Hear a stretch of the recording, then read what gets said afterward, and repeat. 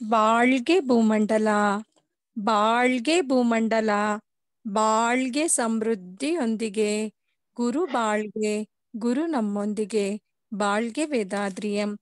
ಆತ್ಮೀಯ ಯೋಗ ಬಂಧುಗಳೇ, ಸರ್ವಶಕ್ತನಾದ ದೈವ ಹಾಗೂ ದೈವಿಕ ತಂದೆ ಗುರು ವೇದಾದ್ರಿ ಮಹರ್ಷಿಯವರನ್ನ ವಂದಿಸಿ, ದೈವಿಕ ಮಹಾಶಕ್ತಿಯ ಕರುಣೆ ಹಾಗೂ ದೈವದ ಕೃಪೆ ನಮ್ಮೊಂದಿಗೆ ಸದಾ ಇರಲಿ ಎಂದು ಹಾರೈಸುತ್ತಾ, ವಿಶ್ವ ಸಮುದಾಯ ಸೇವಾ ಸಂಘ ಕರ್ನಾಟಕ ವಲಯ ಆಯೋಜಿಸಿರುವ ಆತ್ಮಸಂಗಮ ಕಾರ್ಯಕ್ರಮಕ್ಕೆ ಎಲ್ಲ ಆತ್ಮ ಬಂಧುಗಳನ್ನ ವಿಶ್ವ ಸಮುದಾಯ ಸೇವಾ ಸಂಘ ಕರ್ನಾಟಕದ ವಲಯದ ಪರವಾಗಿ ಹೃತ್ಪೂರ್ವಕವಾಗಿ ಸ್ವಾಗತಿಸುತ್ತಿದ್ದೇನೆ.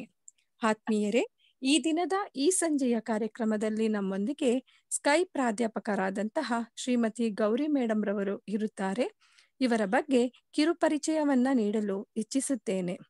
ಇವರು ಗೃಹಿಣಿಯಾಗಿದ್ದಾರೆ. ಇವರು 2006ರಲ್ಲಿ ನಮ್ಮ ಸ್ಕೈ ಯೋಗಕ್ಕೆ ಸೇರಿಕೊಂಡಿದ್ದು, ನಮ್ಮ ಸ್ಕೈ ಯೋಗಕ್ಕೆ ಸಂಬಂಧಿಸಿದಂತೆ ಮಾನವನ ಶ್ರೇಷ್ಠತೆಗಾಗಿ ಯೋಗ ಎಂಬ ವಿಷಯದಲ್ಲಿ ಅಡ್ವಾನ್ಸ್ ಡಿಪ್ಲೊಮೊ ಮುಗಿಸಿರುತ್ತಾರೆ. ಇವರು ಬೆಂಗಳೂರು ಶಿವಾನಂದ ಸ್ಕೈ ಸಂಸ್ಥೆಯ ಅಧ್ಯಕ್ಷರಾಗಿದ್ದು, ಕಳೆದ 12 ವರ್ಷಗಳಿಂದ ಬೆಂಗಳೂರು ಶಿವಾನಂದ ಸ್ಕೈ ಸಂಸ್ಥೆಯಲ್ಲಿ ಈ ಆಧ್ಯಾತ್ಮಿಕ ಸೇವೆಯನ್ನ ಜನರಿಗೆ ನೀಡುತ್ತಿದ್ದಾರೆ. ಇವರನ್ನ ಈ ದಿನದ ಚಿಂತನಾ ವಿಷಯವಾದ ಶ್ರೇಷ್ಠ ಜೀವನ, ನೊಬೆಲ್ ಲೈಫ್ ಎಂಬ ವಿಷಯದ ಬಗ್ಗೆ ಚಿಂತನೆಯನ್ನ ನೀಡುವಂತೆ ವಿಶ್ವ ಸಮುದಾಯ ಸೇವಾ ಸಂಘ ಕರ್ನಾಟಕ ವಲಯದ ಪರವಾಗಿ ಹಾಗೂ ನಮ್ಮೆಲ್ಲರ ಪರವಾಗಿ ಕೇಳಿಕೊಳ್ಳುತ್ತೇನೆ. ಬಾಳ್ಗೆ ಸಮೃದ್ಧಿಯೊಂದಿಗೆ ಮೇಡಮ್. ಬಾಳ್ಗೆ ಸಮೃದ್ಧಿಯೊಂದಿಗೆ. ಮೇಡಮ್, ಸ್ಟಾರ್ಟ್ ಮಾಡಿ ಮೇಡಮ್. ಬಾಳ್ಗೆ ಭೂಮಂಡಲ, ಬಾಳ್ಗೆ ಭೂಮಂಡಲ, ಬಾಳ್ಗೆ ಸಮೃದ್ಧಿಯೊಂದಿಗೆ, ಗುರು ಬಾಳ್ಗೆ, ಗುರು ನಮ್ಮೊಂದಿಗೆ. ನನ್ನ ಹೆತ್ತ ತಾಯಿ ತಂದೆಯರನ್ನ ವಂದಿಸಿ, ಜೀವನ ಎಂದರೆ ಏನನ್ನು ತಿಳಿಸಿಕೊಟ್ಟಿದ ಗುರು ವೇದಾದ್ರಿ ಮಹರ್ಷಿ ಅವರನ್ನು ವಂದಿಸಿ, ನನಗೆ ಮಹರ್ಷಿ ತತ್ವಗಳನ್ನು ಬೋಧಿಸಿದ ಎಲ್ಲಾ ಪ್ರೊಫೆಸರ್ಗಳನ್ನು ವಂದಿಸಿ, WCSC ಕರ್ನಾಟಕ ಸ್ಟೇಟ್ ಪ್ರೆಸಿಡೆಂಟ್ ಆದ ಪ್ರೊಫೆಸರ್ ಡಾಕ್ಟರ್ ಧನಪತಿ ಸರ್ ಅವರನ್ನು ವಂದಿಸಿ, ಮತ್ತು ಸ್ಮಾರ್ಟ್ ಡೈರೆಕ್ಟರ್ ವಿಜಯ ಮೇಡಮ್ ಅವರನ್ನು, ಡಾಕ್ಟರ್ ವಿಜಯ ಮೇಡಮ್ ಅವರನ್ನ ವಂದಿಸಿ, ಈ ಝೂಮ್ ಆಪ್ ಅಲ್ಲಿ ಸೇರಿರುವ ಎಲ್ಲಾ ಪ್ರೊಫೆಸರ್ಗಳನ್ನು ವಂದಿಸಿ, ಮತ್ತು ಎಲ್ಲ ಬಂಧುಗಳನ್ನು ವಂದಿಸಿ, ಈ ಪ್ರೋಗ್ರಾಮವನ್ನ ನಡೆಸಿಕೊಡ್ತಾ ಇರುವ ಸುಗಂಧಿನಿ ಮೇಡಮ್ ಅವರನ್ನು ವಂದಿಸಿ ನನ್ನ ಮಾತನ್ನು ಆರಂಭಿಸುತ್ತೇನೆ. ಇವತ್ತಿನ ಸಬ್ಜೆಕ್ಟು ಶ್ರೇಷ್ಠ ಜೀವನ. ಶ್ರೇಷ್ಠ ಜೀವನ ಎಂದರೆ ಏನು ಅರ್ಥಕೊಳ್ಳಕ್ಕೆ ಮುಂಚೆ ಫಸ್ಟ್ ನಾವು ಜೀವನ ಎಂದರೆ ಏನು ಅರ್ಥಕೊಳ್ಳೋಣ. ಜೀವನ ಎಂದರೆ ಏನು, ಇವಾಗ ಜೀವನವನ್ನೇ ಹೇಗೆ ನಡೆಸ್ಕೊಂಡು ಹೋಗ್ತಾ ಇದೀವಿ, ಆಮೇಲೆ ಹೆಂಗೆ ಅದು ಶ್ರೇಷ್ಠ ಜೀವನವಾಗಿ ಹೆಂಗೆ ಬದಲಾಯಿಸುವುದನ್ನು ಒಂದೊಂದಾಗಿ ಇವಾಗ ನೋಡೋಣ. ಇವಾಗ ಜೀವನ ಎಂದರೆ ಏನು? ನಮ್ಮ ಜನನ ಮತ್ತು ಮರಣಕ್ಕೆ ನಡುವೆ ಇರುವ ಕಾಲವೇ ಜೀವನ ಅಂತ ಹೇಳ್ತೀವಿ. ಪ್ರತಿಯೊಬ್ಬರು ಹುಟ್ಟಿ ಒಂದೊಂದು ಕಾಲದಲ್ಲಿ, ಇವಾಗ ಬಾಲ್ಯ ಕಾಲದಲ್ಲಿ ಓದುತ್ತಾರೆ, ಆಮೇಲೆ ಇನ್ನು ಸ್ವಲ್ಪ ಒಂದು 14 ವಯಸ್ಸಿಗೆ ಮೇಲ್ಪಟ್ಟು ಯವನ ಕಾಲ ಬರುವಾಗ ಇನ್ನು ಸ್ವಲ್ಪ ಡೀಪ್ ಆಗಿ ಓದಿ ಏನ್ ಮಾಡ್ಬೇಕನ್ಬಿಟ್ಟು ಪ್ಲಾನ್ ಮಾಡಿ ಓದಿ, ನೆಕ್ಸ್ಟ್ ಏನ್ ಮಾಡ್ತಾರೆ, ಒಂದು ಕೆಲ್ಸಕ್ಕೆ ಹೋಗ್ಬೇಕು, ಆಮೇಲೆ ಕೆಲ್ಸ ಆಗಿದ್ಮೇಲೆ ಸಿಕ್ಕಿದ ಮೇಲೆ ಒಂದು ಮದುವೆ ಮಾಡ್ಕೋಬೇಕು, ಮದುವೆ ಆಗಿದ್ಮೇಲೆ ಲೈಫ್ ಅಲ್ಲಿ ಸೆಟಲ್ ಆಗ್ಬೇಕು, ಲೈಫ್ ಅಲ್ಲಿ ಸೆಟಲ್ ಆಗಿ ಒಂದು ಅವ್ರ ಮಕ್ಕಳು ಹುಟ್ಟಿದ್ಮೇಲೆ ಅವ್ರಿಗೆ ತಿರ್ಗಾ ಅವ್ರಿಗೆ ಚೆನ್ನಾಗಿ ಅವರನ್ನ ಓದಿಸಿ ಅವ್ರಿಗೂ ಒಂದು ಮದುವೆ ಮಾಡಿ, ಆಮೇಲೆ ಅವ್ರ ಮಕ್ಕಳಿಗೆ ಅವ್ರು ದೊಡ್ಡವರಾಗಿದ್ಮೇಲೆ ಅವ್ರಿಗೂ ಒಂದು ಮಕ್ಕಳು ಹುಟ್ಟುತ್ತಾರೆ, ಆ ಮೊಮ್ಮಕ್ಕಳನ್ನ ನೋಡಿ ಆಮೇಲೆ ನಮ್ ಕೊನೆ ಕಾಲದಲ್ಲಿ ಈ ತರ ಒಂದು ಲೈಫ್ ಅಲ್ಲಿ ಎಲ್ಲಾರ್ಗು ಸ್ವಲ್ಪ ಎಷ್ಟಾಗುತ್ತೋ ಅಷ್ಟು ಮಾಡಿ ಈ ತರ ಕೊನೆಯಲ್ಲಿ ಒಂದು ಸಾಯೋದು, ಇಷ್ಟೇ ನಮ್ಮ ಜೀವನ ಅನ್ಕೊಂಡಿದ್ದಾರೆ. ಬಟ್ ಇಷ್ಟೇ ಎಲ್ಲರಿಗೂ ನಮ್ ಜೀವನ ನಾವು ಅನ್ಕೊಂಡಿದೀವಿ. ಬಟ್ ಮಾನವನ ಆಯುಸ್ಸು 120. ಬಟ್ ಆ 120 ಆಯುಸ್ಸು ಏನಾಗಿದೆ ಅಂದ್ರೆ ಯಾವ ತರ ನಾವು ಜೀವನನ ನಡೆಸ್ಬೇಕನ್ ಗೊತ್ತಿಲ್ಲ. ಅದರಿಂದ ಆ ಆಯುಸ್ಸನ್ನು ಕಡಿಮೆ ಮಾಡ್ಕೊಂಡಿದೀವಿ. ಬಟ್ ನಮ್ಮ ಜೀವನವನ್ನೇ ಇವಾಗ ನಾವು ಯಾಕೆ ಹುಟ್ಟಿ ಬಂದಿದೀವಿ ಒಬ್ಬರನ್ನ ಕೇಳಿದ್ರೆ, ಇವಾಗ ನಾರ್ಮಲ್ ಆಗಿ ಕೇಳಿದ್ರೆ, ಏನೋ ಹುಟ್ಟಿದೀವಿ, ಬಂದ್ ಬದುಕ್ತಾ ಇದೀವಿ, ನಮ್ಗೇನ್ ಏನ್ ಇಷ್ಟನೋ ಆತರ ನಾವು ಬದುಕಿ ಸಾಯ್ತೀವಿ ಅಷ್ಟೇ ಹೇಳ್ತಾರೆ. ಇನ್ನೂ ಸ್ವಲ್ಪ ಕೇಳಿದ್ರೆ ಸಂಪಾದನೆ ಚೆನ್ನಾಗಿ ಮಾಡ್ಬೇಕು, ಚೆನ್ನಾಗಿ ಮನೆ ಕಟ್ಟಬೇಕು, ಎಲ್ಲಾರಕ್ಕಿಂತ ನಾನ್ ಚೆನ್ನಾಗಿ ಎಲ್ಲಾರ್ಗೂ ತೋರ್ಸ್ಕೋಬೇಕು. ಇನ್ನು ಕೆಲವರು ಹಂಗೆ ಹೇಳ್ತಾರೆ. ಇನ್ನು ಕೆಲವರು ಹೇಳಿದರೆ ನಾವು ತಿನ್ನೋದಕ್ಕೋಸ್ಕರನೇ ಸಂಪಾದನೆ ಮಾಡ್ತೀವಿ, ಚೆನ್ನಾಗಿ ತಿನ್ಬೇಕು ಅಂತ ಹೇಳ್ತಾರೆ.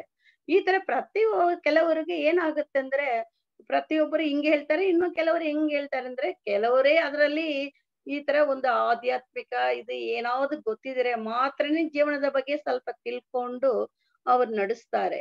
ಬಟ್ ಎಲ್ಲರೂನು ಮೋಸ್ಟ್ ಆಫ್ ದೆಮ್ ಏನ್ ಮಾಡ್ತಾರೆ ಅಂದ್ರೆ, ಏನ್ ಜೀವನಾನೇ ಗೊತ್ತಿಲ್ಲ. ಹಂಗೆ ಏನೋ ಹುಟ್ಟಿದ್ವಿ, ಹಂಗೆ ಏನ್ ನಡೆಯುತ್ತೋ ಅದ್ ನಡ್ಸ್ಕೊಂಡ್ ಹೋಗ್ತಾ ಇದ್ದಾರೆ. ಅದರಲ್ಲಿ ಯಾವ ತರ ನನಗೆ ಇಷ್ಟನೋ, ಯಾವ ತರ ಎಕ್ಸ್‌ಪೆಕ್ಟೇಷನ್ ಇಟ್ಕೊಂಡು ನಮಗೆ ಏನು ಇಷ್ಟನೋ ಅದನ್ನೇ ನಡ್ಸ್ಕೊಂಡು ಹೋಗ್ತಾ ಇದ್ದಾರೆ. ಬಟ್ ಇದನ್ನೇ ಜೀವನ ಅನ್ಕೊಂಡಿದ್ದಾರೆ. ಇದ್ರಿಂದ ಏನಾಗತ್ತೆ, ಒಂದು ಸಂತೋಷ ಸಿಕ್ಕಿದ್ರೆ ತುಂಬಾ ಖುಷಿಯಾಗಿರ್ತಾರೆ. ಅವ್ರ ಒಂದು ಇದು ದುಃಖ ಸುಖ ಬಂದ್ರೆ ಸಂತೋಷ. ಬಟ್ ಕಷ್ಟ ಬಂದ್ರೆ ಹಂಗೆ ಅಯ್ಯೋ ದೇವ್ರು ನನಗೇ ಕಷ್ಟ ಕೊಡ್ತಾರೆಪ್ಪ ಅಂದ್ಬಿಟ್ಟು ಈ ತರ ಆ ಕಷ್ಟದಲ್ಲಿ ಮುಳುಗಿ ಎನಿ ಟೈಮ್ ಕೊರಗ್ತಾ ಇರ್ತಾರೆ. ಬಟ್ ಏನ್ ಜೀವನಾನ ಅರ್ಥ ಮಾಡ್ಕೊಂಡ್ರೆ, ಜೀವನವನ್ನ ಸರಿಯಾಗಿ ಅರ್ಥ ಮಾಡ್ಕೊಂಡ್ರೆ ಇದೆಲ್ಲ ಅವರಿಗೆ ಅಷ್ಟು ಮಾತಾಡಲ್ಲ. ಏನ್ ಹೇಳ್ತಾರೆ, ಇವಾಗ ನನಗೆ ಇವಾಗ ಜೀವನ ಇಲ್ಲಿ ಬಂದು ಇವಾಗ ಎಲ್ಲರೂ ಒಬ್ರು ಒಂದು ಸ್ಕೂಲಲ್ಲಾದ್ರೆ ಹೇಳ್ಕೊಡ್ಬೇಕು ಜೀವನ ಅಂದ್ರೆ ಏನು, ಯಾವ ತರ ನಡೆಸ್ಬೇಕು. ಇಲ್ಲ ಸ್ಕೂಲ್ ಲೆವೆಲಲ್ಲಿನೂ ಹೇಳ್ಕೊಡಲ್ಲ, ಕಾಲೇಜಲ್ಲೂನು ಹೇಳ್ಕೊಡಲ್ಲ. ಆಮೇಲೆ ಹಿರಿಯವರು ಹೇಳ್ಕೊಡ್ತಾರೆ ಅಂದ್ರೆ ಅವ್ರಿಗೆ ಎಷ್ಟು ಮಟ್ಟಕ್ಕೆ ಗೊತ್ತಿದೆಯೋ ಅಷ್ಟೇ ಹೇಳ್ಕೊಡ್ತಾರೆ. ಒಂದು ಕರೆಕ್ಟ್ ಆಗಿ ಜೀವನನ ಹೇಗೆ ನಡ್ಸ್ಕೊಂಡು ಹೋಗ್ಬೇಕು ಅದು ಹೇಳ್ಕೊಡಲ್ಲ. ಏನಂದ್ರೆ ನಾವು ಸಂಪಾದನೆ ಮಾಡ್ತೀವಿ, ನಾವೇ ನಮಗೆ ಇಟ್ಕೊಳ್ತೀವಿ. ಇನ್ನೊಬ್ರಿಗೆ ಯಾವ ತರ ಅದನ್ನ ಈ ಸಮಾಜಕ್ಕೆ ಏನಾದ್ರು ನಾವು ತಿರುಗಿ ಮಾಡ್ಬೇಕಂದ್ರೆ ಅದು ಗೊತ್ತಿಲ್ಲ. ನನ್ನ ಡ್ಯೂಟಿ ಅಂದ್ರೆ ಯಾವುದು, ನನ್ನ ನನ್ನ ಪೇರೆಂಟ್ಸ್, ನಾನು, ನನ್ನ ಬಾಳ ಸಂಗಾತಿ, ನನ್ನ ಮಕ್ಕಳು ಇಷ್ಟೇ ನಾವು ನೋಡ್ಕೋಬೇಕು, ಇಷ್ಟೇ ಅವ್ರು ಅನ್ಕೊಂಡಿರೋದು ನನ್ ಡ್ಯೂಟಿನ್ನು. ಈ ತರ ಯಾವ್ದು ಬಗ್ಗೆನೂ ಅವರಿಗೆ ಜೀವನದ ಕರೆಕ್ಟ್ ಆಗಿ ಗೊತ್ತಾಗಲ್ಲ. ಅದಕ್ಕೆ ತೊಂದರೆಗಳು ಜಾಸ್ತಿ ಬರುತ್ತೆ, ಅದಕ್ಕೆ ದುಃಖದಲ್ಲೇ ಇರ್ತಾರೆ, ಎನಿ ಟೈಮ್ ಕಷ್ಟ. ಬಟ್ ಇದು ಏನಂದ್ರೆ ಆರರಿವು ಪಡೆದಿರುವ ಮಾನವನಿಗೆ ಇದು ಈ ತರ ಏನಂದ್ರೆ ಚಿಂತನೆ ಮಾಡುವ ಅರಿವು ದೇವ್ರು ಕೊಟ್ಬಿಟ್ಟಿದ್ದಾರೆ. ಬಟ್ ಇದ್ರೂನು ಅವನ ಅವಶ್ಯಕತೆಗೋಸ್ಕರನೇ ಅವನ್ ಮಾಡ್ತಾ ಇದ್ರೆ, ಆ 5 ಜೀವಿಗಳುನು ಅದೇ ತರದನ್ನೇ ಜೀವಿಸ್ತಾ ಇದೆ. ಅದಕ್ಕೆ ಏನ್ ಬೇಕೋ ಯಾವುದು ಅಗತ್ಯಗಳಂದ್ರೆ ಯಾವುದು, ಅವ್ರಿಗೆ ಒಂದು ಆಹಾರ ಬೇಕು. ಆಮೇಲೆ ಅದು ತನ್ನ ಕಾಪಾಡ್ಕೊಳಕ್ಕೆ ಒಂದು ಶೀತೋಷ್ಣ ಏರುಪೇರಕ್ಕೆ ತಕ್ಕಂತೆ ಹೇಗೆ ಜೀವಿಸಬೇಕು, ಅದಕ್ಕೆ ಒಂದು ಯಾವ ತರ ಒಂದು ಮನೆ ಎಲ್ಲಂದ್ರೂ ಒಂದು ಎಲ್ಲಾದ್ರೂ ಒಂದು ಹುಡುಕಿ ಅದನ್ನು ಜೀವಿಸ್ತಾ ಇದೆ. ವಿಸರ್ಜಕ ವಸ್ತುಗಳನ್ನೇ ಬರುವ ಕಷ್ಟಗಳನ್ನ ನೀಗಿಸ್ಕೊಳ್ಳೋದನ್ನು ಗೊತ್ತಿರತ್ತೆ, ರೀಪ್ರೊಡಕ್ಷನ್ ಮಾಡುತ್ತೆ. ಇದನ್ನೇ ತಗೊಂಡು ಮಾನವನು ಅದಕ್ಕೆ ಜೀವಿಸ್ತಾ ಇದ್ದಾನೆ, ಆರರಿವು ಪಡೆದಿರುದು ಮೇಲನು. ಬಟ್ ಆರರಿವು ದೇವರು ಯಾಕೆ ಮಾನವನಿಗೆ ಕೊಟ್ಟಿದ್ದಾರೆ, ಚಿಂತನೆ ಮಾಡುವ ಈ ಅರಿವನ್ನ ಇಟ್ಟುಕೊಂಡು ಏನ್ ಮಾಡ್ತೀವಿ, 5 ಜೀವಿಗಳು ಮಾತಾಡಲ್ಲ, ಚಿಂತನೆ ಮಾಡಲ್ಲ. ಬಟ್ ಮಾನವ ಚಿಂತನೆ ಮಾಡ್ತಾನೆ, ಮಾತಾಡ್ತಾನೆ, ಇತರರಿಗೆ ನೋವು ಯಾವುದನ್ನ ಅರ್ಥಕೊಳ್ತಾನೆ, ಯಾವ ತರ ನಡ್ಕೋಬೇಕು ಎಲ್ಲ ಗೊತ್ತಿದ್ರುನು ಬಟ್ ಏನ್ ಮಾಡ್ತಾನೆ, ಅವನಿಷ್ಟಕ್ಕೆ ನನಗೇನ್ ಬೇಕು ಅದಕ್ಕೋಸ್ಕರನೇ ನಾನು ಇವಾಗ ಜೀವಿಸ್ತಾ ಇದ್ದೀನಿ. ಆತರ ಅವನ್ ಅನ್ಕೊಂಡ್ ಅದನ್ನೇ ಜೀವನ ನಡ್ಸ್ಕೊಂಡು ಹೋಗ್ತಾ ಇದ್ದಾನೆ. ಬಟ್ ಆ ಜೀವನವನ್ನ ಹೆಂಗೆ ನಾವು ಸರಿಯಾಗಿ ಅರ್ಥ ಮಾಡ್ಕೊಂಡು ನಡೆಸ್ಬೇಕಾಗಿದ್ರೆ ಅದಕ್ಕೆ ಒಂದು ಗುರುಗಳು ಬೇಕಾಗಿರುತ್ತೆ. ಗುರುಗಳ ಹತ್ರ ಬಂದ್ರೆ ಮಾತ್ರನೇ ನಮ್ಮ ಜೀವನದ ಬಗ್ಗೆ ಸ್ವಲ್ಪ ಅವರು ಯಾವ ತರ ಜೀವಿಸಬೇಕು ಅಂತ ಹೇಳ್ಕೊಡುತ್ತಾರೆ. ಅದರಲ್ಲಿ ನಮಗೆ ವೇದಾದ್ರಿ ಮಹರ್ಷಿ ಅವರು ಜೀವನದ ಬಗ್ಗೆ ಸ್ಪಷ್ಟವಾಗಿ ತಿಳಿಸ್ಕೊಡ್ತಾರೆ. ಫಸ್ಟ್ ಜೀವನ ಎಂದ್ರೆ ಏನೂನು ನಮಗೆ ಫಸ್ಟ್ ಗೊತ್ತಿಲ್ಲ. ಬಟ್ ಈ ಕ್ಲಾಸ್ ಬಂದಿದ್ಮೇಲೆ ಜೀವನ ಎಂದ್ರೆ ಏನು ಗೊತ್ತಾಗತ್ತೆ. ಯಾವುದು ನಮ್ಮ ಜೀವನ, ನಾನು, ಸಮಾಜ, ಪ್ರಕೃತಿ ಈ 3ರಲ್ಲಿ ಸೇರಿರೋದೇ ಜೀವನ. ಇದೇ ಫಸ್ಟ್ ನಮಗ ಅರ್ಥ ಆಗಿಲ್ಲ ಫಸ್ಟ್. ಬಟ್ ನಾನು ಅಂದ್ರೆ ಏನು ಅಂದ್ರೆ ಫಸ್ಟ್ ನಾನು ನನ್ನ ದೇಹ, ನನ್ನ ಪ್ರಾಣ, ನನ್ನ ಮನಸ್ಸು, ನನ್ನ ಅರಿವು ಇದೆಲ್ಲ ಹೆಂಗೆ ಸರಿಯಾಗಿ ನಾನ್ ಕಾಪಾಡ್ಕೋಬೇಕು. ಫಸ್ಟ್ ಅದೇ ಗೊತ್ತಿಲ್ಲ. ಏನಂದ್ರೆ ದೇಹದ ಬಗ್ಗೆ ಅರಿವೇ ಫಸ್ಟ್ ನಮಗೆ ಇಲ್ಲ. ಯಾವಾಗ ಈ ಕ್ಲಾಸ್ ಬರಕ್ ಮುಂಚೆ ಜೀವನ ಫಸ್ಟ್ ಅವ್ರವ್ರಿಗೆ ಇಷ್ಟವಾಗಿ ಕುಡಿಯೋದು, ಸಿಗರೆಟ್ ಕುಡಿಯೋದು, ಡ್ರಿಂಕ್ ಮಾಡೋದು, ಇಲ್ಲ ಚೆನ್ನಾಗಿ ತಿನ್ನೋದು, ಇದನ್ನೇ ನಮ್ಮ ಜೀವನ. ಏನಂದ್ರೆ ನಾನ್ ಸಂಪಾದನೆ ಮಾಡ್ತೀನಿ, ನನ್ನ ಇಷ್ಟಕ್ಕೆ ನಾನು ಇರ್ತೀನಿ, ಇದು ಯಾರ್ ಕೇಳೋದು, ಅದು ಅವರು ಯಾವಾಗ ಜೀವನ ಏನೇನ್ ಗೊತ್ತಿಲ್ಲ ಆವಾಗ ಇದೆಲ್ಲ ಮಾಡ್ತಾ ಇರೋದು. ಬಟ್ ಈ ಕ್ಲಾಸ್ ಬಂದಿದ್ಮೇಲೆ ನಮ್ಮ ದೇಹ ಎಷ್ಟು ಇಂಪಾರ್ಟೆಂಟು, ಆ ದೇಹದಲ್ಲಿರುವ ಪ್ರಾಣ ಎಷ್ಟು, ಆ ಪ್ರಾಣ ಬಂದಿರುವ ಕಾಲ ಎಷ್ಟು, ಈ ಪ್ರಾಣ ಯಾರು, ಪ್ರಾಣದ ಮೂಲ ಯಾವುದು, ಇದೆಲ್ಲ ನಮಗೆ ಇಲ್ಲಿ ಗೊತ್ತಾಗಿದ ಮೇಲೆ ದೇಹದ ಬಗ್ಗೆ, ಪ್ರಾಣದ ಬಗ್ಗೆ, ಆ ಮನಸ್ಸು ಹೆಂಗೆ ನಾವು ಇದಕ್ ಮುಂಚೆ ಯಾವಾಗ್ಲೂ ಟೆನ್ಷನ್ ಇಟ್ಕೊಳ್ತೀವಿ. ಬಟ್ ಇಲ್ಲಿ ಬಂದಿದ ಮೇಲೆ ಜೀವನ ಏನು ಅರ್ಕೊಂಡಿದ್ಮೇಲೆ, ಈ ಗುರುಗಳ ಹತ್ರ ಬಂದಿದ ಮೇಲೆ ಏನಾಗತ್ತೆ ಅಂದ್ರೆ ಒಂದು ಮನಸ್ಸನ್ನ ಹೆಂಗೆ ಶಾಂತವಾಗಿ ಇಟ್ಕೊಳ್ಳೋದು, ಅದಕ್ಕೆ ತಕ್ಕ ಹೆಂಗೆ ಏನ್ ಮಾಡೋದು, ಎಲ್ಲ ಪ್ರತಿ ಒಂದೂನು ಸ್ಟೆಪ್ ಸ್ಟೆಪ್ ಆಗಿ ನಮಗೆ ತಿಳಿಸ್ಕೊಡ್ತಾರೆ. ಯಾವುದು ದೇಹದ ಬಗ್ಗೆ, ಪ್ರಾಣದ ಬಗ್ಗೆ, ಮನಸ್ಸಿಗೆ ಧ್ಯಾನ ಕೊಟ್ಟು, ಆಮೇಲೆ ನಮ್ಮ ಜೀವನ ಹೇಗೆ ಇರ್ಬೇಕು ಅಂದ್ಬಿಟ್ಟು ಅಂತರಂಗ ಪರಿಶೀಲನೆನೂ ಕೊಟ್ಟು, ನಾನ್ ಯಾರನ್ನ ಫಸ್ಟ್ ತಿಳ್ಕೊಳಕ್ಕೆ ನಮಗೆ ಒಂದು ಅರಿವಿನ ಅವರೇ ನಮಗೆ ಕೊಡ್ತಾರೆ. ಬಟ್ ನೆಕ್ಸ್ಟ್ ಯಾವುದು, ನಾನ್ ಜೀವಿಸಬೇಕಾಗಿದ್ರೆ ಈ ಸಮಾಜ. ಸಮಾಜ ಅಂದ್ರೆ ಏನು? ಇತರ ಮಾನವನೇ ಸಮಾಜ. ಇತರ ಮಾನವನ ಸಹಾಯದಿಂದೇ ನಾನ್ ಬದುಕ್ತಾ ಇದ್ದೀನಿ ಅಂದ್ಬಿಟ್ಟು ನಮಗೆ ಗೊತ್ತೇ ಇಲ್ಲ. ಬಟ್ ಪ್ರತಿಯೊಂದು ಇತರ ಮಾನವನದಿಂದೇ ನಮಗೆ ಬಂದು ಸಿಗ್ತಾ ಇದೆ. ಬಟ್ ಇದ್ರೂನು ಆ ಅರಿವು ನಮಗೆ ಫಸ್ಟ್ ಗೊತ್ತಿಲ್ಲ. ಇಲ್ಲಿ ಬಂದಿದ್ಮೇಲೆ ಓ ಇತರ ಮಾನವನ ಸಹಾಯದಿಂದ ನಾವು ಬದುಕ್ತಾ ಇದೀವಿ ಅಂದ್ರೆ ನನ್ನ ನನ್ನ ಅರಿವನ್ನು ನಾನು ಹೇಗೆ ಇದು ಈ ಸಮಾಜಕ್ಕೆ ಕೊಡ್ಬೇಕು ಅಂದ್ಬಿಟ್ಟು ಅರಿವು ಇಲ್ಲಿ ಬಂದಿದ ಮೇಲೆನೆ ಗೊತ್ತಾಯ್ತು. ಆಮೇಲೆ ನಾನು ಮತ್ತೆ ಈ ಸಮಾಜಕ್ಕೆ ಬೇಕಾಗಿರೋದು ಕೊಡ್ತಾ ಇರೋದಲ್ಲ ಈ ಪ್ರಕೃತಿ. ಈ ಪ್ರಕೃತಿ ಸಮೃದ್ಧಿನೇ ನಾನ್ ತಕೊಂಡು ಜೀವಿಸ್ತಾ ಇದ್ದೀನಿ ಅಂದ್ಬಿಟ್ಟು ಇಲ್ಲಿ ಬಂದಿದ ಮೇಲೆದ ನಮಗ್ ಗೊತ್ತಾಯ್ತು. ಆತರ ನಾನು, ಸಮಾಜ, ಪ್ರಕೃತಿ ಫಸ್ಟ್ ಅರ್ತ್ಕೊಳ್ತೀವಿ. ಇದನ್ನ ಅರ್ತ್ಕೊಂಡು ಅದಕ್ಕೆ ತಕ್ಕಂತೆ ಜೀವಿಸಿದರೆ ಮಾತ್ರನೇ ಜೀವನ ಶ್ರೇಷ್ಠತೆ ಆಗುತ್ತೆ. First one. ಎರಡನೇದು ಜೀವನ, ಜೀವನದ ಉದ್ದೇಶ. ನಾನ್ ಹುಟ್ಟಿ ಬಂದಿರುವ ಉದ್ದೇಶ ಏನು? ಇವಾಗ ಇಲ್ಲಿ ಬಂದಿದ್ಮೇಲೆ ಉದ್ದೇಶ ಅಂದ್ರೆ ಏನು? ಏನಂದ್ರೆ ಯಾವ್ದಕ್ಕೆ ಒಂದು ಏಮ್ ಇಲ್ಲ ಅಂದ್ರೆ, ಏನ್ ಓದ್ಬೇಕು ಒಂದು ಏಮ್ ಇಲ್ಲ ಅಂದ್ರೆ, ಒಬ್ರು ಒಂದು 15 ಒಂದು +2 PUC ಓದ್ತಾ ಇದ್ದಾರೆ. ಅವ್ರ ಹತ್ರ ನೀನ್ ಏನ್ ಓದ್ಬೇಕನ್ ಕೇಳೋವಾಗ ಒಂದು ಏಮ್ ಇದ್ರೆ ಆ ಏಮ್ ತಕ್ಕಂತ ಮುಂದೆ ಅವರು ಓದಿ ಅದಕ್ಕೆ ತಕ್ಕಂತ ಒಂದು ಏಮ್ ಇರ್ಬೇಕು. ಇಲ್ಲ ಅಂದ್ರೆ ಏನ್ ಓದ್ಬೇಕನ್ ಏಮೇ ಇಲ್ಲ ಅಂದ್ರೆ ಲಾಸ್ಟ್ ಅಲ್ಲಿ ಕೊನೆಯಲ್ಲಿ ಮಾರ್ಕ್ಸ್ ಸರಿಯಾಗಿ ಬರಲ್ಲ, ಏನು ಸಿಗ್ತಾ ಏನ್ ಸಿಗುತ್ತೋ ಅದಕ್ಕೆ ತಕ್ಕಂತ ಅವ್ರ ಜೀವನ ಆಗ್ಬಿಡತ್ತೆ. ಬಟ್ ಆತರ ಯಾವ್ದಕ್ಕೆ ಒಂದು ಏಮ್, ಒಂದು ಓದೋದಕ್ಕೆ ಏಮ್ ಬೇಕಂದ್ರೆ ನಮ್ ಜೀವನಕ್ಕೆ ಒಂದು ಏಮ್ ಬೇಕಿಲ್ವಾ?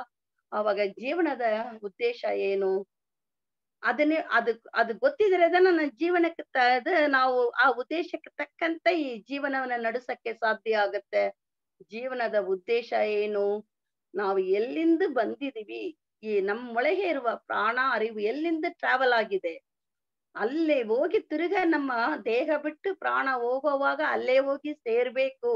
ಅದನ್ನೇ ನಮ್ಮ ಉದ್ದೇಶ. ಬಟ್ ಅದನ್ನೇ ಫಸ್ಟ್ ಗೊತ್ತಿಲ್ಲ. ಬಟ್ ಅದು ಗೊತ್ತಿದ್ರೆ ಯಾವ ತರ ನಾವು ನಡ್ಕೋಬೇಕು.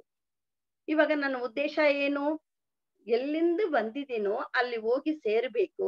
ಬಟ್ ಅದು ಸೇರೋದಕ್ಕೆ ಈ ನಾನು ಜನರಿಂದ ಮರಣ ತನಕ ನನ್ನ ನಡುವೆ ಇರುವ ಈ ಜೀವನನ್ನ ಹೇಗೆ ನಡೆಸ್ಬೇಕು ಅದು ಗೊತ್ತಾಗ್ಬೇಕು. ಅದನ್ನೇ ಶ್ರೇಷ್ಠ ಜೀವನ ಆಗುತ್ತದೆ.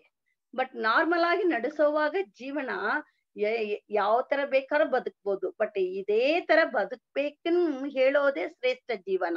ಅದಕ್ಕೆ ಒಂದು ಗೈಡೆನ್ಸ್ ಬೇಕಂದ್ರೆ ಗುರುಗಳ ಹತ್ರ ಹೋಗ್ಬೇಕು. ಆ ಗುರುಗಳು ಒಂದು ಕರೆಕ್ಟ್ ದಾರಿ ತೋರಿಸ್ತಾರೆ. ಆವಾಗ್ಲೇನೆ ನಮ್ಮ ಜೀವನ ಶ್ರೇಷ್ಠ ಜೀವನವಾಗಿ ಬದಲಾವಣೆ ಆಗುತ್ತದೆ. ಇವಾಗ ನಾವು ಜೀವನದ ಉದ್ದೇಶ ಗೊತ್ತಾಗಿದ ಮೇಲೆ ನನ್ನ ಜೀವನ ಹೇಗೆ ನಡೆಸ್ಬೇಕು ಇವಾಗ ನಮಗೆ ಒಂದು ಹಂತ ಹಂತವಾಗಿ ನಮಗೆ ಅದೃಷ್ಟಿ ಕೊಟ್ಟಿದ್ದಾರೆ. ಜೀವನ ಎಂದು ಇವಾಗ ಉದ್ದೇಶ ಏನು? ನಾವು ಹುಟ್ಟಿರ್ತೀವಿ. ಹುಟ್ಟಿದ್ಮೇಲೆ ಏನ್ ಮಾಡ್ತೀವಿ? ನಮಗ್ ಬೇಕಾಗಿರೋದು ಸಂಪಾದನೆ ಮಾಡ್ತೀವಿ. ಸಂಪಾದನೆ ಮಾಡಿದನೆ ಏನ್ ಮಾಡ್ತೀವಿ, ಅನುಭವಿಸ್ತೀವಿ. ಅನುಭವಿಸ ಆಮೇಲೆ ಇತರರಿಗೆ ಅದನ್ನ ಕೊಡ್ತೀವಿ. ಆಮೇಲೆ ನಾವು ಸೇವೆ ಮಾಡ್ತೀವಿ. ಕೊನೆಯಲ್ಲಿ ಜೀವನದ ಉದ್ದೇಶನ ಮುಟ್ಟುತ್ತೀವಿ. ಇಲ್ಲಿ ತನಕ ಮಾಡಕ್ಕೆ ಈ ದೇಹನೂ ಬೇಕು, ಪ್ರಾಣನೂ ಬೇಕು, ಅರಿವು ಬೇಕು, ಬಟ್ ಮನಸ್ಸುನು ಚೆನ್ನಾಗಿರ್ಬೇಕು ಫಸ್ಟ್. ಅದು ನಮಗೆ, ಅದಕ್ಕೆ ಮಗರಿಷಿ ನಮಗೆ ಮನೋವಿಕಾಸ ಕೇಂದ್ರದಲ್ಲಿ ಫಸ್ಟ್ ನಮ್ಮ ದೇಹವನ್ನ ಹೆಂಗೆ ಕಾಪಾಡೋದು, ಮನಸ್ಸನ್ನ ಹೇಗೆ ಸರಿಯಾಗಿ ಇಟ್ಟುಕೊಳ್ಳೋದನ್ನ ಬಿಟ್ಟು ಫಸ್ಟ್ ನಮಗೆ ಅದನ್ನ ಅರಿವನ್ನ ಕೊಟ್ಟು ಆಮೇಲೆ ಜೀವನದ ಬಗ್ಗೆ ಅರಿವನ್ನು ಕೊಡ್ತಾರೆ.